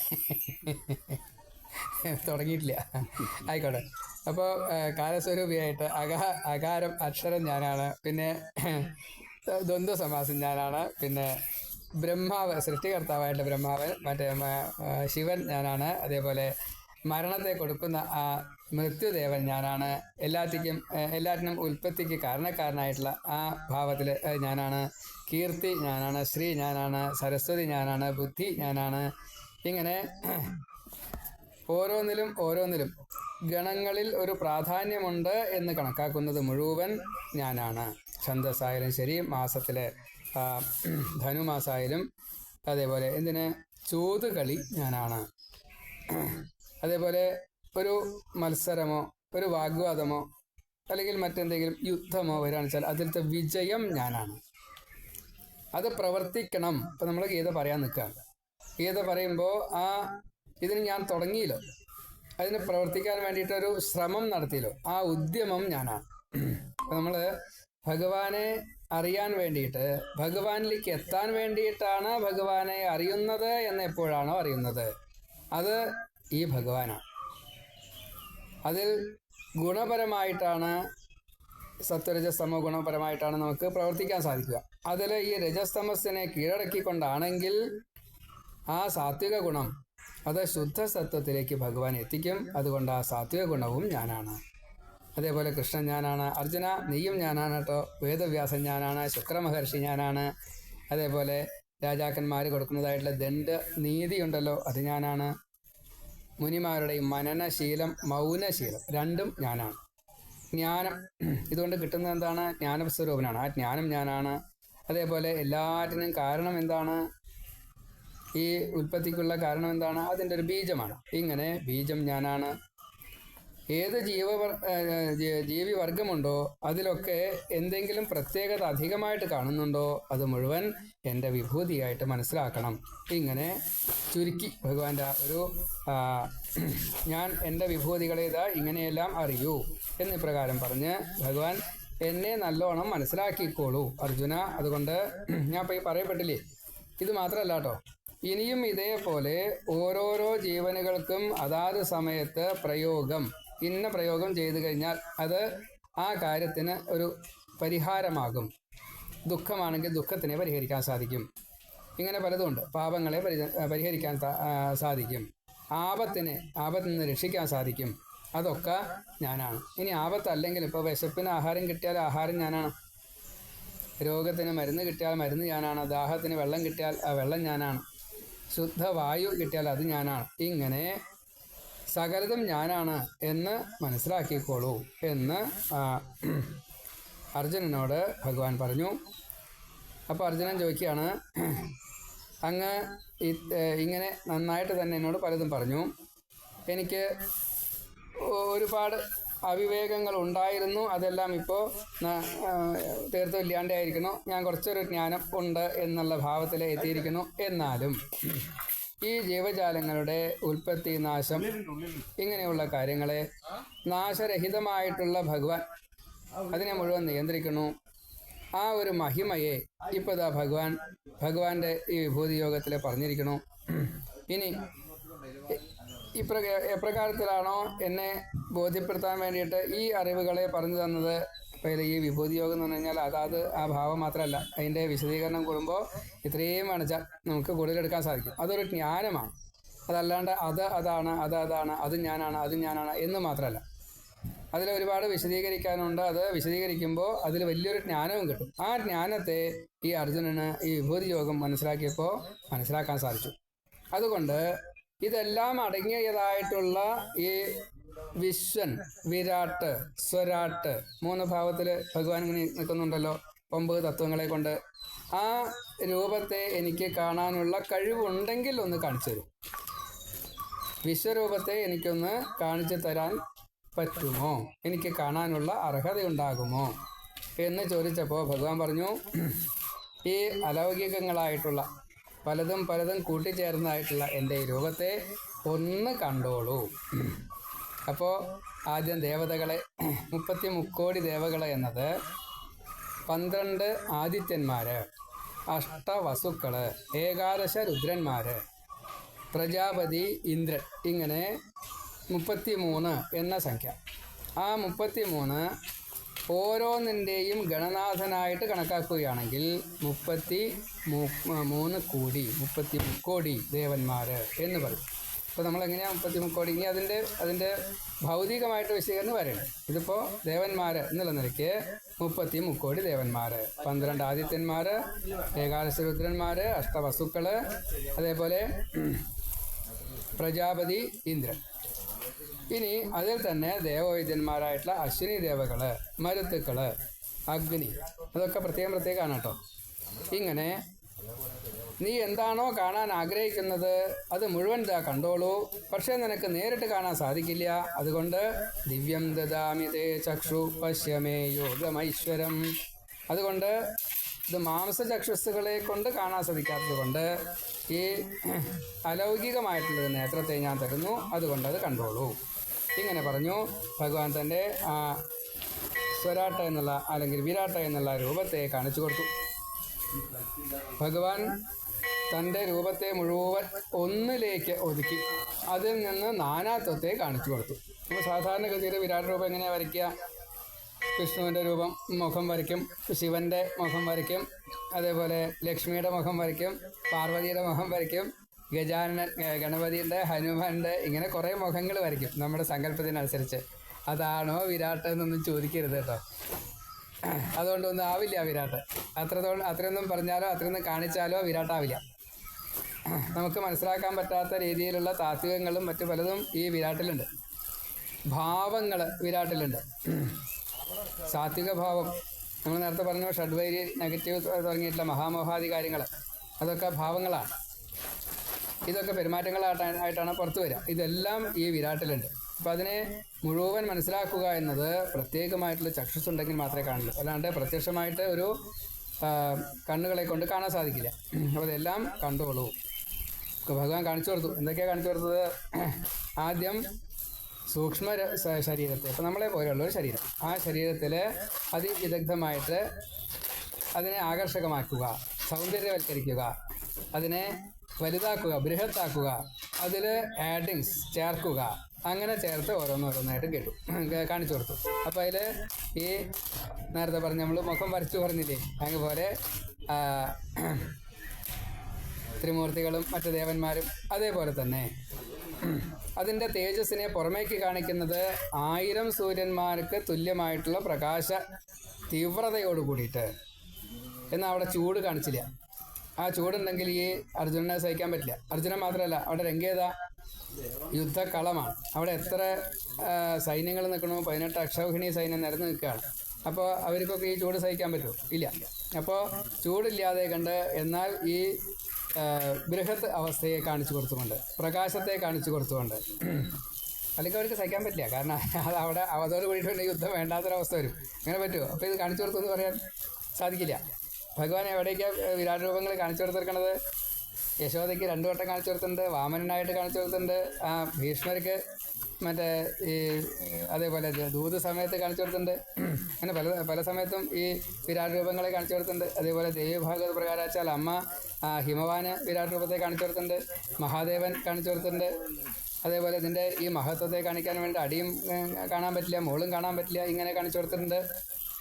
ഇങ്ങനെയുള്ള ആ അതിബൃഹത്തായിട്ടുള്ള അതിവിശിഷ്ടമായിട്ടുള്ള വേണ്ട രീതിയിൽ നേരെ നോക്കിയാൽ കാണാൻ പറ്റാത്തതായിട്ടുള്ള, അതിൻ്റെ കണ്ടതിനെ ഗ്രഹിക്കാൻ പറ്റാത്തതായിട്ടുള്ള വലിയ ആ വിരാട് രൂപത്തെ കണ്ടു കഴിഞ്ഞപ്പോൾ അർജുനൻ ഭഗവാനെ നന്നായിട്ട് സ്തുതിച്ചു. എല്ലാ ദേവന്മാർക്കും ദേവനായിട്ടുള്ള ഭഗവാനെ, അങ്ങയെ ഞാൻ നമസ്കരിക്കുന്നു. ഈ ബ്രഹ്മാവായാലും ഋഷികളായാലും അതേപോലെ ഭഗവാനിലുള്ള ഓരോന്നിനെയും കണ്ടതിനെ ഒന്നിങ്ങനെ പേരെടുത്ത് പറഞ്ഞു. അനേകം വയറ്, അനേകം കൈകൾ, അനേകം കാലുകൾ, അനേകം കണ്ണുകൾ, ഇങ്ങനെയുള്ള സഹസ്രബാഹുവായിട്ട് ഞാൻ ഇതാ അങ്ങയെ കാണുന്നു. എല്ലാ ദിക്കിലും അങ്ങയ്ക്ക് പ്രവേശനമുണ്ട്. അതായത് ഇപ്പോൾ വിരാട്ട് എന്ന് പറയുമ്പോൾ എന്താ ഉണ്ടാവുക? എല്ലാ ദിക്കിലും ഭഗവാനുണ്ട്. അങ്ങനെയുള്ള ഭഗവാനെ കാല് കാണാൻ പറ്റുമോ മുഴുവനായിട്ട്? പറ്റില്ല. തല കാണാൻ പറ്റുമോ മുഴുവനായിട്ട്? കാണാൻ പറ്റില്ല. ഇങ്ങനെ തേജസ്സിൻ്റെ അളവ് പറ്റുമോ? അപ്രമേയനാണ്. ഇങ്ങനെ എല്ലാ അർത്ഥത്തിലും ഭഗവാനെ കാണാൻ ഇപ്പോൾ എനിക്കിതാ കാണാൻ സാധിക്കുന്നു. കുറച്ചായിട്ട് ഞാനിത് അതുണ്ട് അവിടെ, അതുണ്ട് ഇവിടെ, അതുണ്ട് ഇവിടെ, അത്ര ഉത്കൃഷ്ടമായിട്ടുള്ള ഈ ഭാവത്തെ, ഈ വിരാട് രൂപഭാവത്തെ ഞാൻ ഇതാ കാണുന്നു. അതൊരു ഭാവമാണ്. അങ്ങനെ നാശരഹിതനായിട്ടുള്ള ഭഗവാനെ, അങ്ങയെ എനിക്ക് നാശമുണ്ട്, പക്ഷെ ഭഗവാന് നാശമില്ല. അപ്പോൾ നാശരഹിതനായിട്ടുള്ള ഭഗവാനെ, അങ്ങയിൽ മാത്രമല്ലേ എല്ലാവർക്കും ശാശ്വതമായിട്ടുള്ള ആശ്രയത്തെ തരാൻ സാധിക്കുള്ളൂ. അങ്ങനെയുള്ള ഭഗവാനെ പരമപുരുഷൻ എന്ന് ഞാനിപ്പോൾ ഇതാ മനസ്സിലാക്കുന്നു. ഞാൻ ഇതുവരെ കണ്ടത് വെറും കൃഷ്ണനായിട്ടാണല്ലോ. അത് എനിക്കൊരു തെറ്റ് പറ്റിയല്ലോ. ഇപ്പോൾ ഇതാ എന്തൊക്കെയാ കണ്ടത്? ചന്ദ്രനെ കണ്ടു, സൂര്യനെ കണ്ടു, അതേപോലെ ഈ വേദത്തിലൊക്കെ നമ്മൾ ഉപയോഗിച്ചുകൊണ്ടാണല്ലോ ഹോമാദികൾ ചെയ്യുക. അപ്പോൾ അഗ്നിയാണ് പ്രസാദം കൊടുക്കുക. അപ്പോൾ ആ ബ്രഹ്മാവസ്ഥയിലുള്ള അഗ്നിയെ ഇതാ ഞാൻ കാണുന്നു. അതേപോലെ പഞ്ചഭൂത തത്വങ്ങളെ കാണുന്നു. പഞ്ചഭൂത തത്വങ്ങളിൽ അഗ്നി വേറെയുണ്ട്. അങ്ങനെയുള്ള താത്വിക സൃഷ്ടികളെ മുഴുവൻ ഇതാ കാണുന്നു. ഭഗവാന്റെ സൃഷ്ടിയാണ് താത്വിക സൃഷ്ടി. അത് മുഴുവൻ ഇതാ കാണുന്നു. 3 ലോകത്തെ കാണുന്നു. ഇപ്പോൾ ഇതാ 3 ലോകങ്ങളും അങ്ങേ കണ്ട് ഭയപ്പെടുന്നത് ഞാൻ കാണുന്നു. 3 ലോകങ്ങളും ഈ വിരാട് രൂപത്തെ കണ്ടിട്ട് ഭയപ്പെടില്ല. അവർ കണ്ടതായിട്ട് ഞാൻ കാണുന്നു. അങ്ങനെ ഞാൻ ഭയപ്പെടുന്നു. അതേപോലെ ഇതിലുള്ള എല്ലാവരും അങ്ങയെ ശരണം പ്രാപിക്കുന്നതായിട്ട് ഞാൻ കാണുന്നു. ഇങ്ങനെ എല്ലാ അർത്ഥത്തിലും ഭഗവാനെ മാത്രമേ എനിക്ക് ശരണമുള്ളൂ എന്നുള്ള രീതിയിൽ ആശ്രയിക്കുന്നതായിട്ടുള്ള ഭഗവാനോട് പ്രാർത്ഥിച്ചുകൊണ്ട് ഈ ദേവത്വത്തെ മുഴുവൻ, ഈ ഇപ്പം നേരത്തെ പറഞ്ഞ 8 തരത്തിൽപ്പെട്ടതായിട്ടുള്ള ദേവന്മാർ, ആ രുദ്രാദിത്യ വസവോ യേ ചസാധ്യ വിശ്വേശ്വനോ മരുതശ്ചോഷ്മപാശ്ച ഗന്ധർവയക്ഷ അസുരസിദ്ധ സംഘ വീക്ഷന്തേ ത്വാം വിസ്മിതാഹ ച ഏവ സർവേ. ഈ ദേവന്മാർ വളരെയധികം വിസ്മയിച്ചുകൊണ്ട് ഭഗവാനെ ഇതാ നോക്കിക്കാണുന്നു. ഇങ്ങനെ നോക്കി കാണാത്ത കാരണം ദേവന്മാർ വിസ്മയത്തോടു കൂടി നോക്കുന്നു വെച്ചാൽ പിന്നെ എൻ്റെ വിസ്മയം എത്രത്തോളം ഉണ്ടാവും എനിക്ക് പറയാൻ സാധിക്കില്ല. എന്താ കാരണം? അങ്ങ് സഹസ്രബാഹുവാണ്, സഹസ്രമുഖത്തോടു കൂടിയതാണ്. ആയിരക്കണക്കിന് ഓരോന്നും. അപ്പം അങ്ങനെ ദേവന്മാരുണ്ടാവും, പലതും ഉണ്ടാവും. അതിൻ്റെ പ്രകാശത്തെ നമുക്ക് കാണാൻ സാധിക്കുന്നില്ല, ഉൾക്കൊള്ളാൻ സാധിക്കുന്നില്ല. അത് കാരണം കണ്ണ് മഞ്ഞളിച്ചു. ഇപ്പോൾ ത്വാം ഹി ദൃഷ്ട പ്രവ്യഥിത അന്തരാത്മാ ധൃതിം ശമം ച ന വിന്ദാമി. ഭഗവാനെ അങ്ങയെ കണ്ടിട്ട് അത്യന്തം ഭയപ്പെട്ടതായിട്ടുള്ള മനസ്സോട് കൂടിയതായി എനിക്ക് ധൈര്യത്തെ കിട്ടുന്നില്ല, മനസ്സമാധാനത്തെ കിട്ടുന്നില്ല. എന്നുവെച്ചാൽ പേടിച്ചു പോയി എന്ന്. അതാണ് ഭഗവാനെ കണ്ടിട്ട് പേടിച്ചു പോയി. എന്താ കാരണം? ദംഷ്ട്ര കരാളാനി. ഭഗവാൻ ദംഷ്ട്രെ കണ്ടേ. നമ്മൾ കൃഷ്ണനെ കാണുമ്പോൾ വളരെ സാത്വികനായിട്ടുള്ള, ഇപ്പോഴും പുഞ്ചിരിക്കുന്നതായിട്ടുള്ള, ഒരു ഭാവവ്യത്യാസം ഇല്ലാതെ കണ്ട് എത്ര വിഷമങ്ങളെയും തരണം ചെയ്യുന്നതായിട്ടുള്ള, കാളേൻ്റെ വിഷം കൊണ്ട് കുറേ ആൾക്കാർ മരിച്ചുപോയി. ഒരു പ്രയാസം ഉണ്ടായില്ല. ഭഗവാൻ ഒന്ന് നോക്കി ആ കുട്ടികളൊക്കെ ജീവിച്ചു, പരസ്യക്കുട്ടികളൊക്കെ ജീവിച്ചു. ഇനിയിപ്പോൾ അതേപോലെ തന്നെയാണ് ഭഗവാൻ പറയാൻ പോകുന്നത്. നിൻ്റെ ഇപ്പോൾ ഈ യുദ്ധത്തിൽ നിൽക്കുന്ന സൈന്യങ്ങളൊക്കെ ഇല്ലേ, ഞാൻ എന്താ ഒരു നോട്ടം കൊണ്ട് അവരുടെ ജീവനെ ഹരിച്ചിരിക്കണു, നീ വേണച്ച യുദ്ധം ചെയ്തോ. അങ്ങനെയുള്ള ഈ ഭാവത്തിലാണ്. അപ്പോൾ ഭഗവാനെ എനിക്ക് മനസ്സമാധാനം കിട്ടുന്നില്ല. എന്താ കാരണം? അങ്ങയുടെ ഈ സംഹാരകാരകനുമായിട്ടുള്ള മഹാദേവൻ ഭഗവാനിൽ നിന്നാണ് ഉണ്ടായത്. അതൊക്കെ മനസ്സിലാക്കിയപ്പോഴാണ് അർജുനന് പേടി വന്നത്. അപ്പം ഇങ്ങനെ പിന്നെ നേരിട്ട് പ്രത്യക്ഷമായിട്ട് എന്താ കണ്ടത് വെച്ചാൽ അത് പറയാണ്. ഈ സൈന്യങ്ങളൊക്കെ നിൽക്കണു, ശത്രുപക്ഷത്ത് എൻ്റെ മുത്തശ്ശൻ തൊട്ടുള്ളവർ നിൽക്കണു, ഗുരു തൊട്ടുള്ളവർ നിൽക്കണു, ഭീഷ്മരും ദ്രോണരും ഒക്കെ നിൽക്കുമ്പോൾ എങ്ങനെയാണ് അവരോട് യുദ്ധം ചെയ്യുക? അതറിയില്ല. അതേപോലെ ഈ കണ്ടതായിട്ട് ഓരോരുത്തർ എൻ്റെ പക്ഷത്തും അവരുടെ പക്ഷത്തും എല്ലാവരുടെയും അവരുടെ പ്രവേശനം മുഴുവന് ഈ ഭഗവാന്റെ ദംഷ്ട്രയുള്ള പല്ലുകൾക്കിടയിലൂടെ വായിലേക്ക് പ്രവേശിക്കുകയാണ്. അമീ നരലോകവീരാഹ അഭിവിജ്വലന്തി തവ വക്രാണി വിശന്തി. ഈ ശ്രേഷ്ഠ രാജാക്കന്മാരൊക്കെ ഭഗവാന്റെ ഈ വായിൽ നിന്നുള്ള ആ കത്തിജ്വലിക്കുന്നതായിട്ടുള്ള തീയില് അതിലേക്ക് പ്രവേശിച്ചു കൊണ്ടേയിരിക്കണു. ഇത് കണ്ടതുകൊണ്ടാണ് എനിക്ക് പേടി വന്നത്.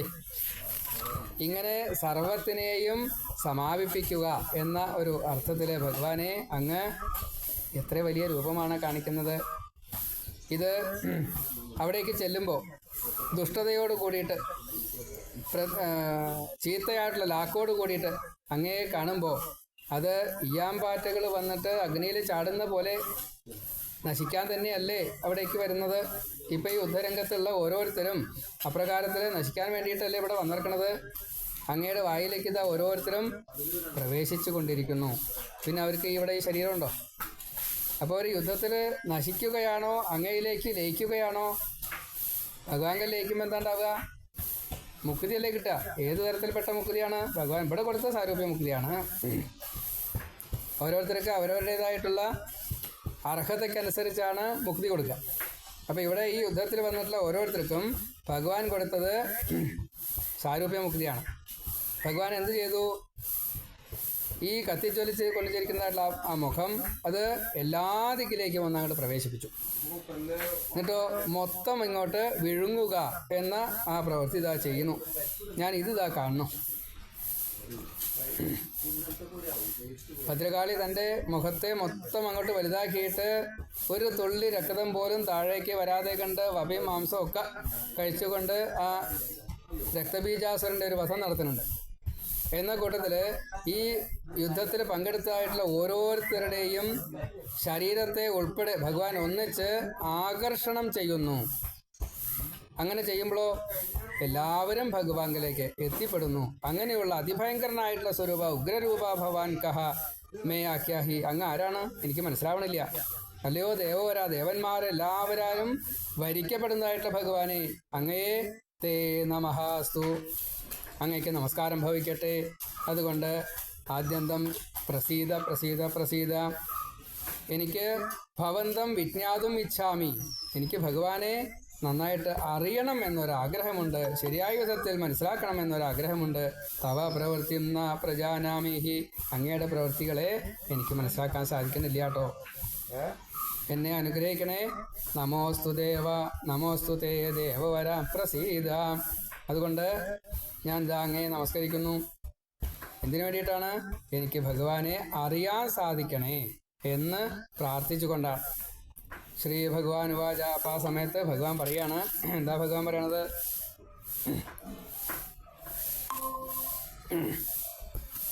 ലോകക്ഷയകൃത്, ലോകത്തെ സംഹരിക്കാനായിട്ട് വർദ്ധിച്ചു വന്നതായിട്ടുള്ള കാലസ്വരൂപനാണ് ഞാൻ.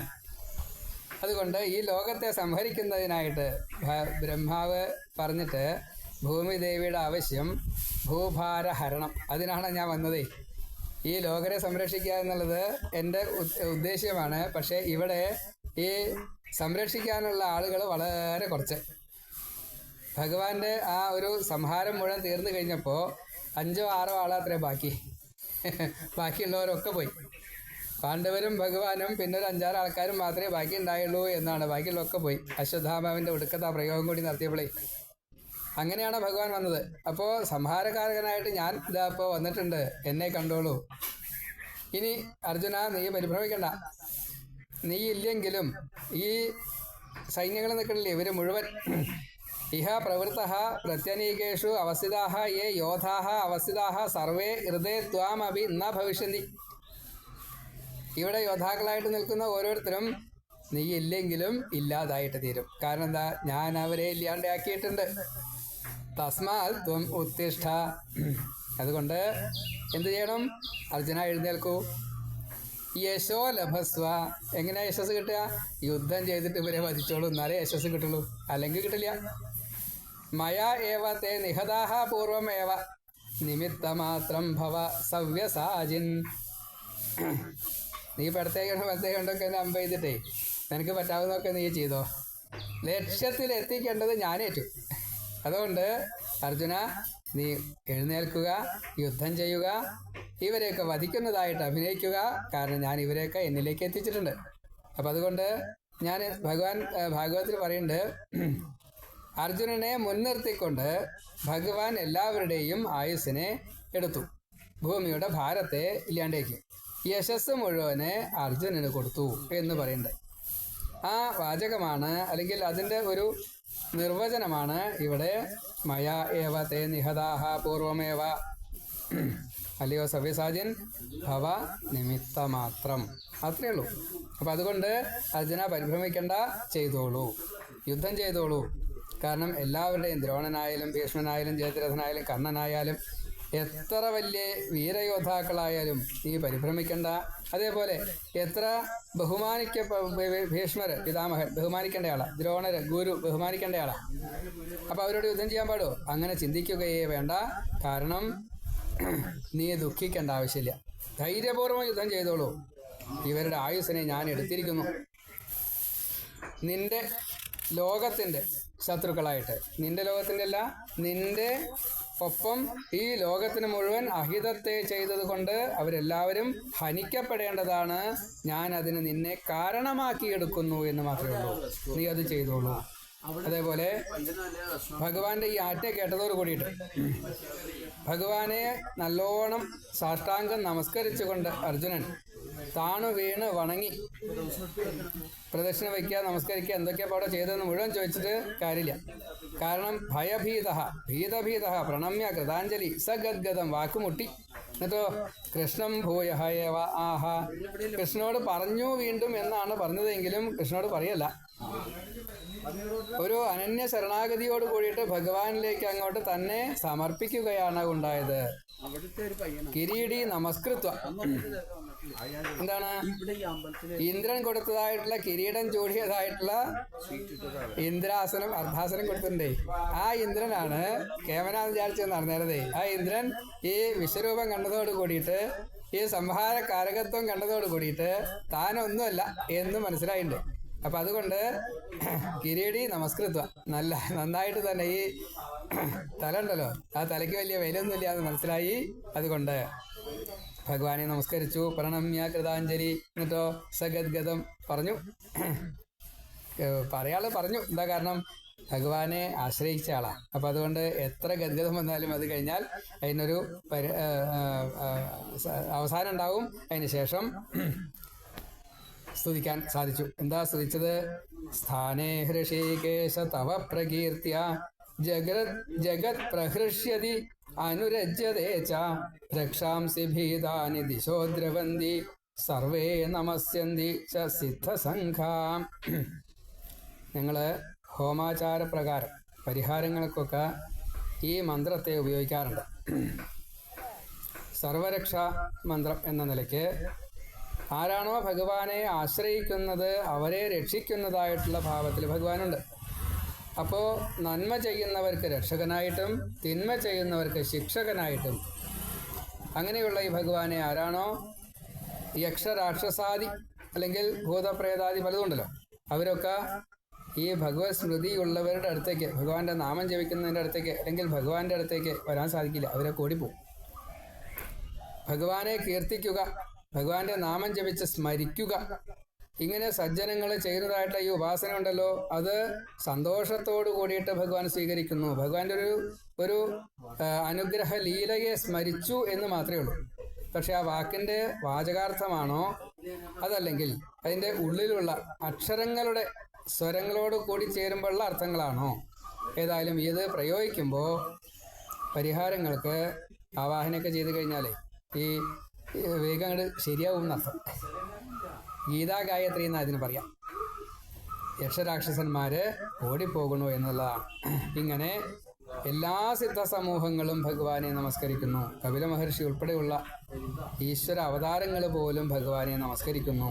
ഭഗവാനെ സ്ഥാനേ ഹൃഷീകേശ, അവർ ഇങ്ങനെ ഇന്ദ്രിയങ്ങൾക്ക് അധിഷ്ഠാന ദേവതയായിട്ടുള്ള, ഇന്ദ്രിയ അധിഷ്ഠാന ദേവതകൾക്കും ഈശ്വരനായിട്ടുള്ള ഋഷികേശ, ഇവരെല്ലാം ഇപ്രകാരത്തിൽ അങ്ങയെ ആശ്രയിക്കുക എന്ന ഭാവത്തിൽ ഭക്തന്മാരെ നമസ്കരിച്ചുകൊണ്ടും അതേപോലെ അങ്ങയിൽ നിന്നും ഓടിപ്പോവുക എന്ന രീതിയിൽ ഈ യക്ഷരാക്ഷസന്മാരും, ഇത് ഞാൻ എന്താ മനസ്സിലാക്കുന്നു, ഇതെല്ലാം ഇപ്രകാരത്തിൽ തന്നെയാണ്.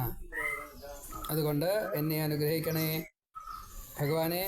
ഈ സ്ഥാനേ ഹൃഷീകേശ തവ പ്രകീർത്തിയ ജഗൽ പ്രഹൃഷ്യത്യനുരജ്യതേ ച രക്ഷാംസി ഭീതാനി ദിശോ ദ്രവന്തി സർവേ നമസ്യന്തി ച സിദ്ധസംഘാഃ. ഭഗവാന്റെ ഈ ഗൗരവത്തെ അല്ലെങ്കിൽ ഭഗവാന്റെ ഈ ഗുരുത്വത്തെ, ജഗത്തിന്റെ ഈശ്വരനായിട്ടുള്ള അങ്ങയുടെ ഈ മഹത്വത്തെ വേണ്ട രീതിയിൽ ആർക്കാ മനസ്സിലാക്കാൻ സാധിക്കുക? ഒന്ന് മാത്രമേ എനിക്ക് മനസ്സിലാവണു. സ്ഥൂലമായാലും സൂക്ഷ്മമായാലും അങ്ങ് നാശരഹിതമായിട്ടുള്ള ബ്രഹ്മം തന്നെയാണ്. അങ്ങ് എൻ്റെ മുമ്പിൽ ഇപ്പോൾ നിൽക്കുന്നത് ബ്രഹ്മതത്വമായിട്ടാണ്. തത് പരം അക്ഷരം ത്വം. ഏത് യാതൊന്നാണോ ഞാൻ കാണുന്നത് അത് ആദി കർത്തൃഭാവമുള്ള അങ്ങ് സത്താണ്, അസത്താണ്, അതേപോലെ തന്നെ ഏറ്റവും ചെറുതുമാണ്. ഇപ്പോൾ ഇതാ ഏറ്റവും വലുതായിട്ടുള്ള ഈ വിരാട്ടിനെ കാണിച്ചു തന്നിരിക്കുന്നു. ഇതെല്ലാം ഭഗവാനെ അങ്ങയ്ക്ക് മാത്രമേ സാധിക്കുള്ളൂ. ഇത് അങ്ങ് തന്നെയാണ്. ഞാൻ അങ്ങേതാ ആശ്രയിക്കുന്നു. ദേവന്മാർക്കായാലും ഋഷികൾക്കായാലും സാധാരണക്കാർക്കായാലും ജ്ഞാനമുള്ളവർക്കായാലും ജ്ഞാനമില്ലാത്തവർക്കായാലും ഭഗവാനെ മാത്രമേ ആശ്രയിക്കാൻ സാധിക്കൂ എന്ന് ഇപ്പതാ ഞാൻ മനസ്സിലാക്കണു. അങ്ങ് തന്നെയാണ് വായു, യമൻ, അഷ്ടദിക്പാലകന്മാരുടെ കാര്യം പറയാണ്. അങ്ങനെയുള്ള ഭഗവാനെ ഞാൻ ദാ നമോ നമസ്തേസ്തു സഹസ്രകൃത്വ പുനശ്ച ഭൂയോപി നമോ നമസ്തേ നമ പുരസ്താദഥ പൃഷ്ഠതസ്തേ നമോസ്തു തേ സർവദയേവ സർവ. 39ാമത്തെ ശ്ലോകത്തിന്റെ പകുതി ഭാഗവും 40ാമത്തെ ശ്ലോകത്തിന്റെ പകുതി ഭാഗവും കൂട്ടിച്ചേർത്തിട്ട് ആ ഒരു ശ്ലോകമായിട്ട് അതിനെ സ്ഥിരമായിട്ട് ചെയ്തു കൊടുക്കുക. മുന്നിലും പിന്നിലും കൃഷ്ണ നമിപ്പൂ ഭക്തനായി ഞാൻ, കാക്കണം സർവഭാവേന ഭൂവിലും മൃത്യുശേഷവും. ഇങ്ങനെയാണ് വേണ്ടത്. നമോസ്തുതേ നമോ നമോസ്തേ നമോ നമസ്തേസ്തു സഹസ്രകൃത്വ. ഇങ്ങനെ ആയിരക്കണക്കിനായിട്ട് ഭഗവാന്റെ വിഭൂതികളെ കാണിച്ചതായിട്ടുള്ള ഭഗവാനെ അങ്ങ് പുനശ്ച ഭൂയോപി നമോ നമസ്തേ, വീണ്ടും വീണ്ടും നമസ്കരിക്കാൻ അർഹത നേടുന്നു. നമ പുരസ്താദഥ പൃഷ്ഠതസ്തേ, അങ്ങയുടെ മുമ്പിലും ഞാൻ നമസ്കരിക്കുന്നു, പിന്നിലും ഞാൻ നമസ്കരിക്കുന്നു. നമോസ്തുതേ സർവദയേവ സർവ. എല്ലാ ദിക്കിലും എല്ലാ അർത്ഥത്തിലും ഞാൻ ഭഗവാനെ ആശ്രയിക്കുക എന്ന ഭാവത്തിൽ നമസ്കരിക്കുന്നു. ഇങ്ങനെയുള്ള ഈ അർജുനന്റെ നമസ്കാരത്തെ നന്നായിട്ട് സ്വീകരിച്ചു. അതേപോലെ ഭഗവാനെ എനിക്ക് ചെറിയൊരു അബദ്ധം പറ്റിയിട്ടുണ്ടോ എന്നൊരു സംശയമുണ്ട്. എന്താ കാരണം, ഞാൻ അങ്ങയെ സഖാവായിട്ട് കണ്ടില്ലേ, എന്നിട്ട് കൃഷ്ണ യാദവ എന്നൊക്കെ വിളിച്ചില്ലേ. അതൊക്കെ ഒരു പക്ഷേ തമ്മിൽ പറയുമ്പോൾ അങ്ങോട്ടും ഇങ്ങോട്ടും ഹേളനാദി കാര്യങ്ങളൊക്കെ കുറേശ്ശെ ചെയ്തിട്ടുണ്ടാവും. ഭഗവാൻ ഇങ്ങോട്ട് ആ രീതിയിലിട്ട് പെരുമാറണമില്ല. അതാ രസം. ഭഗവാൻ ഇങ്ങോട്ട് വളരെ സന്തോഷത്തോടു കൂടിയിട്ട് ഹേ പാർത്ഥ, ഹേ അർജുന, സഖേ എന്നൊക്കെ വിളിക്കുമ്പോൾ ഞാൻ കേമനായിട്ട് ഓ ശരി. പക്ഷേ ഞാൻ ഭഗവാനെ അങ്ങയെ പ്രകാരത്തിൽ യാദവ എന്നൊക്കെ വിളിച്ചിട്ടുണ്ടേ. ഇനി പ്രവൃത്തിയോ സൂത, ഇപ്പൊ നേരത്തെ പറഞ്ഞു ഡ്രൈവറെ കൊണ്ടു നിർത്തും മുമ്പില്. അപ്പോൾ ആ സമയത്താ ഈ ഉപദേശമൊക്കെ ചെയ്യണതേ, വിരാട് രൂപം കാണിച്ചു കൊടുത്തതേ. അർജുനന് മനസ്സിലായി ഞാൻ ആരുമല്ല എന്നുള്ളത്. എന്നോട് ക്ഷമിക്കണേ. നമ്മൾ മാത്രമുള്ള സമയത്ത് ഭഗവാനെ ഒരു പക്ഷേ ഏതെങ്കിലും തരത്തിൽ ഇതേപോലെ വല്ല ന്യൂനതയും സംഭവിച്ചിട്ടുണ്ടെങ്കിൽ അത് ക്ഷമിക്കണേ. എങ്ങനെയാണ് ക്ഷമിക്കേണ്ടത്? അച്ഛൻ മകനോട് ക്ഷമിക്കണ പോലെ, ഗുരു ശിഷ്യനോട് ക്ഷമിക്കണ പോലെ, ഭാര്യ ഭർത്താവിൽ നിന്ന് എന്തെങ്കിലുമൊക്കെ തരത്തിൽ ഇതുപോലെയൊക്കെ, ഇപ്പോൾ ഭർത്താവ് ഭാര്യയോട് ക്ഷമിക്കണ പോലെ, ഇങ്ങനെ രാജാവ് പ്രജകളോട് ക്ഷമിക്കണ പോലെ. അതുകൊണ്ട് ഭഗവാനെ ഇതേവ പുത്രസ്യ സഖേവ സഖ്യു പ്രിയ പ്രിയായ അർഹസ്യ ദേവ സോഢും. അത് അങ്ങ് സഹിക്കുക തന്നെ വേണേ, അല്ലെങ്കിൽ ഇപ്പം ഞാനൊരു പക്ഷേ ശിക്ഷാർഹനാവും. അതുകൊണ്ട് അങ്ങനെ ഒരു അബദ്ധം എനിക്ക് പറ്റരുതേ എന്ന് പ്രത്യേകം പ്രാർത്ഥിക്കുകയാണ്. അതേപോലെ ഭഗവാനെ എനിക്ക് ഇത്രയും വലിയൊരു ഈ ശരീരം വിരാട് രൂപത്തെ കാണാനുള്ള ആ ഒരു മനസ്സിൻ്റെ ധൈര്യം കിട്ടണില്ല, ഒരു സ്ഥൈര്യം കിട്ടണില്ല. അതുകൊണ്ട് അങ്ങ് ആ ശ്രീകൃഷ്ണ സ്വരൂപിയായിട്ട് ഒന്ന് ദർശനം കാണിക്കൂ. തദേവമേ ദർശയ ദേവ, ശ്രീകൃഷ്ണ രൂപം അതൊന്ന് കാണിച്ചു തരൂ. പ്രസീത ദേവേശ. അപ്പം അങ്ങനെയുള്ള ആ ജഗത്തിൻ്റെ നാഥനായിട്ടുള്ള ഭഗവാനെ, ജഗത്ത് മുഴുവൻ നിറഞ്ഞു നിൽക്കുന്നതായിട്ടുള്ള ഭഗവാനെ, ജഗത്തായിട്ട് മാറിയതായിട്ടുള്ള ഭഗവാനെ എനിക്ക് ഇത് കാണാനുള്ള ത്രാണിയില്ല. അങ്ങ് ശ്രീകൃഷ്ണ സ്വരൂപത്തിൽ തന്നെ എൻ്റെ മുമ്പിൽ നിൽക്കണേ. അങ്ങനെ ആയാലേ എന്താവുള്ളൂ, എനിക്കൊരു സ്വാസ്ഥ്യം കിട്ടുള്ളൂ എന്നതാണ്. അങ്ങനെയുള്ള ഭഗവാൻ ആ അർജുനനോട് ഇത് കേട്ട് കഴിഞ്ഞപ്പോൾ പറയാണ്, മയാ പ്രസന്നേന തവാർജുനേദം രൂപം പരം ദർശിതമാത്മയോഗാൽ തേജോമയം വിശ്വമനന്തമാദ്യം യന്മേ ത്വതന്യേന ന ദൃഷ്ടപൂർവം. ഇത് സാധാരണഗതിയിലേ എല്ലാവർക്കും ഒന്നും ഞാൻ കാണിച്ചു കൊടുക്കാറില്ല കേട്ടോ. ഈ പ്രപഞ്ചാകാരത്വം അതേപോലെ എൻ്റെ ആദ്യ രൂപം ആർക്കെങ്കിലും കാണാൻ സാധിച്ചിടത്തുണ്ടോ? ഇല്ല. എൻ്റെ ഈ ഒടുക്കത്തെ രൂപം ആർക്കെങ്കിലും കാണാൻ സാധിച്ചിടത്തുണ്ടോ? ഇല്ല. ഇപ്പം ഞാൻ വിരാട്ടായിട്ട് നിനക്കിത് കാണിച്ചു തന്നു, അത്രയേ ഉള്ളൂ. അത് തന്നെ ഞാൻ ദിവ്യമായിട്ടുള്ളൊരു ചക്ഷുസ് കണ്ണ് തന്നത് കൊണ്ടാണ് നിനക്കത് കാണാൻ സാധിച്ചത്. അല്ലെങ്കിൽ അത് അറിയാനോ കാണാനോ സാധിക്കില്ല. നീ ഒഴിച്ച് മറ്റാർക്കും ഇത് കാണാനും സാധിക്കില്ല. നൃലോകേ ത്വത് അന്യേന ഏവം രൂപഃ അഹം ദ്രഷ്ടും ന ശക്യഃ.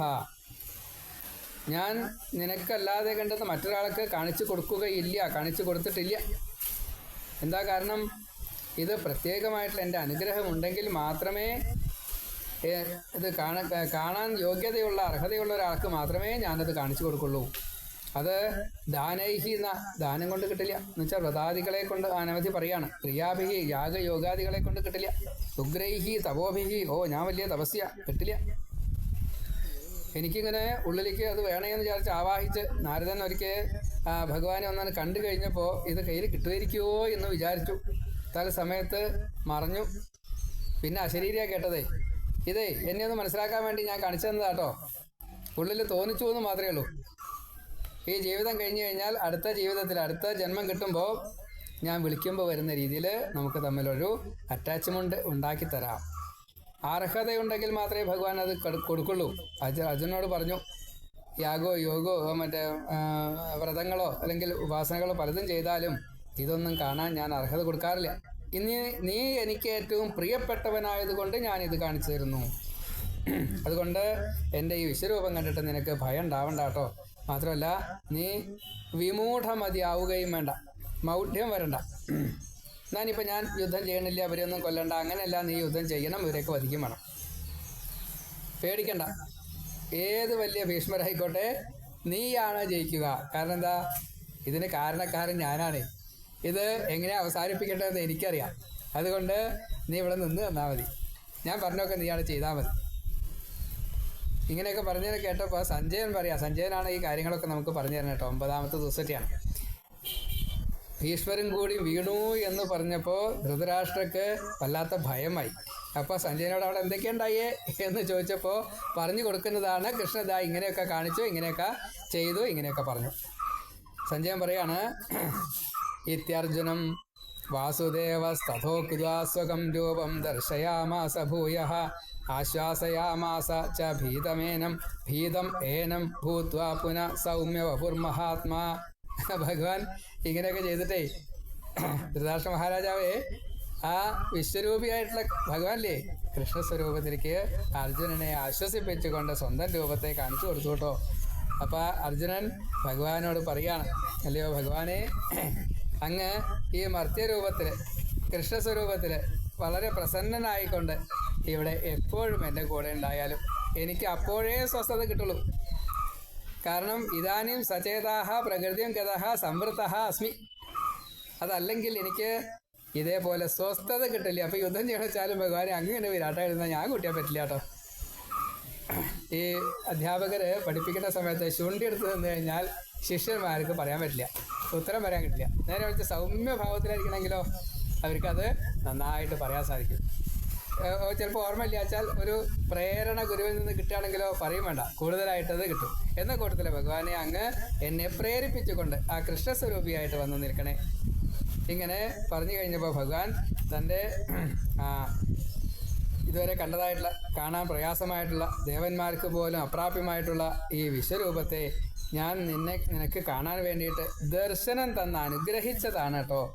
മാത്രമല്ല ഇത് അവരെല്ലാവരും കാണാൻ ആഗ്രഹിക്കുന്നവരാണ്. ദർശന കാംക്ഷിണഃ ആര് സർവേ ദേവാഹ. അപ്പോൾ ഇപ്രകാരത്തിൽ നിനക്കത് കാണാൻ സാധിച്ചുവല്ലോ. അഹം വേദേഹി ദ്രഷ്ടും ന ശക്യ. വേദങ്ങളെ കൊണ്ട് എന്നെ കാണാൻ സാധിക്കില്ല കേട്ടോ. എത്ര വലിയ ജ്ഞാനം കിട്ടിയിട്ടും കാര്യമില്ല. ഇനി വലിയ തപസ് ചെയ്തു കിട്ടില്ല. അപ്പോൾ എന്തുകൊണ്ടാണ് ഇത് ഞാൻ കാണിച്ചത്? നീ എൻ്റെ ഭക്തനായതുകൊണ്ട്. അനന്യയാ ഭക്തിയ തു ഏവം വിധഃ. അല്ലയോ അർജുന, അഹം തത്വേന ജ്ഞാതും. താത്വികമായിട്ട് മാത്രമേ എന്നെ ഗ്രഹിക്കാൻ സാധിക്കുള്ളൂ. അതും എൻ്റെ കൃപയുണ്ടെങ്കിൽ മാത്രം. ദ്രഷ്ടും ച പ്രവേഷ്ടും ച ശക്യഃ. എങ്ങനത്തെ തത്വേന ജ്ഞാതും. എങ്ങനെ തത്വം? പരമാർത്ഥ ബുദ്ധിയ, അർപ്പണ ബുദ്ധിയ, സമർപ്പണ ബുദ്ധിയ. എന്നെ ആരാണോ ആശ്രയിക്കുന്നത് അവർക്ക് ഞാൻ പ്രാപ്യനാണ്, അല്ലാത്തവർക്ക് ഞാൻ പ്രാപ്യനല്ല. മൽ കർമ്മകൃത് മത് പരമഃ മൽ ഭക്തഃ സംഗവർജിതഃ നിർവൈരഃ സർവഭൂതേഷു യഃ സ മാം ഏതി പാണ്ഡവ. അല്ലയോ അർജുന, മൽ കർമ്മകൃത്, ഈശ്വരാർപ്പിതമായിട്ട് ഈശ്വരൻ്റെ പ്രീതിക്ക് വേണ്ടി മാത്രം കർമ്മം ചെയ്യുക. അവിടെ ഈശ്വരൻ ഞാനായതുകൊണ്ട് മത്ത്. എനിക്ക് വേണ്ടിയിട്ട് കർമ്മം ചെയ്യുന്നത് കർമ്മയോഗി. എന്താ കർമ്മയോഗി? കർമ്മം ചെയ്യുക, കർമ്മത്തിൻ്റെ ഫലത്തെ സ്വീകരിക്കുക, രണ്ടും ഭഗവാന് സമർപ്പിക്കുക. കലികാലത്ത് നമ്മളെങ്ങനെയാ കർമ്മത്തിൻ്റെ ഫലത്തെ സമർപ്പിക്കുക? ദാനമായിട്ട് കൊടുത്തുകൊണ്ട് എന്നിൽ ഒന്നുമില്ലാത്ത ഭാവത്തിൽ നിസ്വനാവുക. അതാണ് കർമ്മഫലം. സമർപ്പിക്കൽ. എല്ലാവർക്കുമായിട്ട് വീതം വെച്ച് കൊടുക്കുക. ഇവിടെ ആഹാര നിഹാരം വളരെ കുറച്ചേ വേണ്ടേ. അപ്പോൾ അതിനുള്ളത് മാത്രം എടുത്ത് ബാക്കിയുള്ളത് മുഴുവൻ ദാനം കൊടുക്കുക. അതുകൊണ്ടാണ് കലികാലത്തിന് നാമജപവും ദാനവും മുഖ്യമായിട്ട് എന്ന് പറയാനുള്ള കാരണം. അങ്ങനെ മൽ കർമ്മകൃത്, മൽ പരഹ, മൽ പരമഹ. പിന്നെ ഭഗവാനെ ഞാനാണ് ഏറ്റവും വലുത് എന്ന് ആരാണോ കണക്കാക്കുന്നത് അങ്ങനെയുള്ള ശ്രേഷ്ഠനായിട്ടുള്ള കർമ്മയോഗി, ജ്ഞാനയോഗി, അവർക്ക് മൽ ഭക്ത, എന്നെ മാത്രം ആശ്രയിക്കുന്നതായിട്ടുള്ള ഭക്തനാരാണോ അവര്. ഭക്തി എന്നുള്ളത് സ്നേഹ, ശുശ്രൂഷ, വിനയ, ഏറ്റവും അങ്ങനെയുള്ള ഭാവത്തിലിരിക്കുന്നവർക്ക് മാത്രമേ ഈ ഭക്തിയുള്ളൂ. സ്നേഹ, വിനയ, ശുശ്രൂഷ, സമർപ്പണ ഭാവമാണ് ഭക്തി. ഭജ സേവായ, അതിൻ്റെ നിർവചനം അതാ. എല്ലാവർക്കും വേണ്ടിയിട്ട് സേവനത്തെ ചെയ്യുന്ന ഭാവമാണ് ഭക്തി. ആ ഭക്തി ആരാണോ ചെയ്യുന്നത് മൽഭക്ത, അദ്ദേഹത്തിന്, ആ ജീവാത്മാവിന് എന്നെ കിട്ടും. സംഘവർജിത. എന്താ സംഘവർജിതം? ബന്ധുക്കള് സംഘമാണ്. അതേപോലെ നാം സ്വീകരിക്കുന്നത് ആഹാരം തൊട്ടുള്ള ഓരോന്നും സംഘമാണ്. അതേപോലെ ഇപ്പം നമ്മൾ ഗ്രന്ഥങ്ങളെ ആശ്രയിക്കണം. എത്ര ഗ്രന്ഥങ്ങളുണ്ട് ആശ്രയിക്കാൻ, എത്ര ദേവന്മാരുണ്ട് ആശ്രയിക്കാൻ. അപ്പോൾ നാം എങ്ങനെയാണോ ഈ ഈശ്വരഭാവത്തെ ഈശ്വരനിൽ എത്താൻ വേണ്ടിയിട്ട് അതിൻ്റെ മാക്സിമത്തിൽ സ്വീകരിക്കുന്നത്, അവർക്ക് ഇന്നലെ നമ്മൾ പറഞ്ഞു, ഇന്നലെ ആചാര്യൻ പറഞ്ഞു, വിഷ്ണുവിനെ സ്വീകരിക്കുന്നവർക്ക്, ഈശ്വരൻ എന്ന ഭാവത്തിൽ വിഷ്ണുവിനെ കണ്ട് ഉപാസിക്കുന്നവർക്ക് വിഷ്ണുവിലെത്താം. ഒരു ആഗ്രഹവും ഇല്ലാത്തവർക്ക് വിഷ്ണുവിനെ പ്രാപിച്ചാൽ മതി, വിഷ്ണുവിനെ ആശ്രയിച്ചാൽ മതി. അങ്ങനെയുള്ള നമുക്ക് ഈ വിഷ്ണുവുമായിട്ടുള്ള സംഘമുണ്ടെങ്കിൽ അത് സംഘമാവാം. ബാക്കിയുള്ള സംഘത്തെ ഒഴിവാക്കുക. സംഘവർജനം എന്ന് വെച്ചാൽ കുറച്ചധികം അതിന് ഡെപ്ത് ഉണ്ട്. ആഹാരം സ്വീകരിക്കാതിരിക്കാൻ പറ്റുമോ? പറ്റില്ല. ഇപ്പം നമ്മളൊരു കാറ്റ് വന്ന് നമ്മളെ തട്ടി അങ്ങോട്ട് കടന്നു പോയിച്ചാൽ നമ്മൾ സംഘമില്ലേ, പ്രാരബ്ധം തീരാനുള്ള സംഘമുണ്ട്, അത് നമ്മളെ ബാധിക്കണില്ല. അതാണ് സംഘവർജിതത്വം. നമ്മളതിനെ തടുക്കുന്നുണ്ടോ? തടുക്കണില്ല. കൂട്ടി വയ്ക്കുന്നുണ്ടോ? കൂട്ടി വയ്ക്കണില്ല. അത് തേടുന്നുണ്ടോ? അതുമില്ല. ആ ഒരു ഭാവത്തിൽ സംഘവർജിതത്വം ആരാണോ ചെയ്യുന്നത്, യഹ സഹ മാം ഏതി, അവർ മാത്രമേ എന്നിലേക്ക് എത്തുള്ളൂ. കാരണം അവർക്ക് എല്ലാവരിലും ഈശ്വരനെ കാണാൻ സാധിക്കും. സർവഭൂതേഷു നിർവൈരഹ ആവാൻ സാധിക്കും. എല്ലാവർക്കും എനിക്ക് എന്തൊക്കെയുണ്ടോ അതേപോലെയുള്ള തുല്യത എല്ലാവർക്കും ഭഗവാൻ കൊടുത്തിട്ടുണ്ട്. അതിനെ ഇപ്രകാരത്തിൽ തന്നെ വേണം. തുല്യത എന്നുള്ളത് രണ്ട് തരത്തിലാണ്. അതായത് ഇപ്പോൾ രാജാവിന് അനുഭവിക്കേണ്ടതായിട്ടുള്ള അതും ഒരു സാധാരണക്കാരന് അനുഭവിക്കേണ്ടതായിട്ടും. യദ്യപി തുല്യദർശനാഹ, രണ്ടും ഭഗവാൻ തുല്യദർശനം തന്നെയാണ്. പക്ഷെ അതുകൊണ്ട് കാര്യമില്ല, അനുഭവിക്കേണ്ടതുണ്ട്. രണ്ട് തരത്തിൽപ്പെട്ടതാണ്. അതിൻ്റെ ആ ഒരു ഇതാണ് അതിൻ്റെ തുല്യത എന്ന് കണക്കാക്കുന്നത്. ധർമ്മം, അതാണ് അതിൻ്റെ തുല്യത. നമ്മൾ ഓരോ വസ്തുവിനും ചെയ്യേണ്ടതായിട്ടുള്ള പ്രവൃത്തി, കടമ ഇന്നതാണ് എന്ന് അതിൻ്റെ ഗുണപരമായിട്ട് പറഞ്ഞിട്ടുണ്ടാവും. വായുവിലൂടെ പറക്കുന്നതായിട്ടുള്ള വിമാനം, അതതിൻ്റെ ധർമ്മ. വെള്ളത്തിൽ മുങ്ങാതെ കിടക്കുന്നതായിട്ടുള്ള കപ്പൽ, അതതിൻ്റെ ധർമ്മ. സഞ്ചരിക്കുന്നതായിട്ടുള്ള നമ്മൾ വാഹനങ്ങളായാലും റോട്ടിലൂടെ സഞ്ചരിക്കുന്നത്, അതതിൻ്റെ ധർമ്മ. അത് വിചാരിച്ചിട്ട് ഈ റോട്ടിലൂടെ പോകുന്നത് മറ്റേ ആകാശത്ത് കൊണ്ടിട്ട് പറക്കില്ല, അത് താഴെ വെള്ളത്തിലിട്ട് അത് മുങ്ങും. അതാണ് അതിൻ്റെ തുല്യത. അങ്ങനെ തുല്യം എന്നുള്ളത് അതിൻ്റെ ധർമ്മപരമായിട്ട് ഗുണപരമായിട്ട് സ്വീകരിക്കുക. അങ്ങനെ സ്വീകരിക്കുന്നത് ആരോ അങ്ങനെയുള്ളവർക്ക് എന്നിലേക്ക് എത്താൻ സാധിക്കും. അതാണ് എല്ലാവരിലും ഈശ്വരനെ കാണുവാൻ. ഇനി ആ ഭഗവാങ്കൽ എങ്ങനെയാണോ എത്തേണ്ടത്, അതിൻ്റെ ഉള്ള മാർഗങ്ങളുടെ പ്രത്യേകത ജ്ഞാനമാർഗമായിട്ടും കർമ്മമാർഗമായിട്ടും ഭക്തി മാർഗമായിട്ടും ഭഗവാനിലെത്താൻ സാധിക്കും. അപ്പോൾ ആ ഭക്തി യോഗത്തെ ഒന്ന് വിസ്തരിച്ച് പറയുകയാണ്. അത് അടുത്ത അധ്യായത്തിൽ പറഞ്ഞു. അത് ആ 3-ാമത്തെ അധ്യായം ആചാര്യം വിശദീകരിക്കും. എൻ്റെ വാക്കുകൾ ഞാൻ ഭഗവാന്റെ തൃക്കാൽക്ക സമർപ്പിക്കുന്നു. ഇവിടെ ഭക്തി എന്നത് രണ്ട് തരം ഭക്തിയേ ഉള്ളൂ. ഒന്ന് സകാമ ഭക്തി, രണ്ട് നിഷ്കാമ ഭക്തി. നിഷ്കാമ ഭക്തി, നിർഗുണ ഭക്തി. നിഷ്കാമ ഭക്തി ഒരു പക്ഷേ സാധിച്ചു എന്ന് വരാം. നിർഗുണ ഭക്തി സാധ്യത. സകാമ ഭക്തി 81 തരത്തിലുണ്ട് എന്നാണ്. എന്തെങ്കിലും ഒരു ഫലത്തെ ആഗ്രഹിച്ചുകൊണ്ട് ഒരു പ്രവൃത്തിയെ ചെയ്ത് ഭഗവാന് സമർപ്പിക്കുന്ന ഭാവമാണ് സകാമ ഭക്തി. നമ്മളിപ്പോൾ പാരായണം ചെയ്യുകയാണ്, ഈ പ്രസാദം സ്വീകരിക്കുകയാണ്, തീർത്ഥം സേവിക്കുകയാണ്, അതിലൊക്കെ നമ്മുടെ ഉദ്ദേശം ആരോടും പറയാതെ കണ്ട് എൻ്റെ ആ കാര്യം സാധിക്കട്ടെ, എൻ്റെ ഈ കാര്യം സാധിക്കട്ടെ എന്നാണ് സകാമ ഭക്തിയാണ്.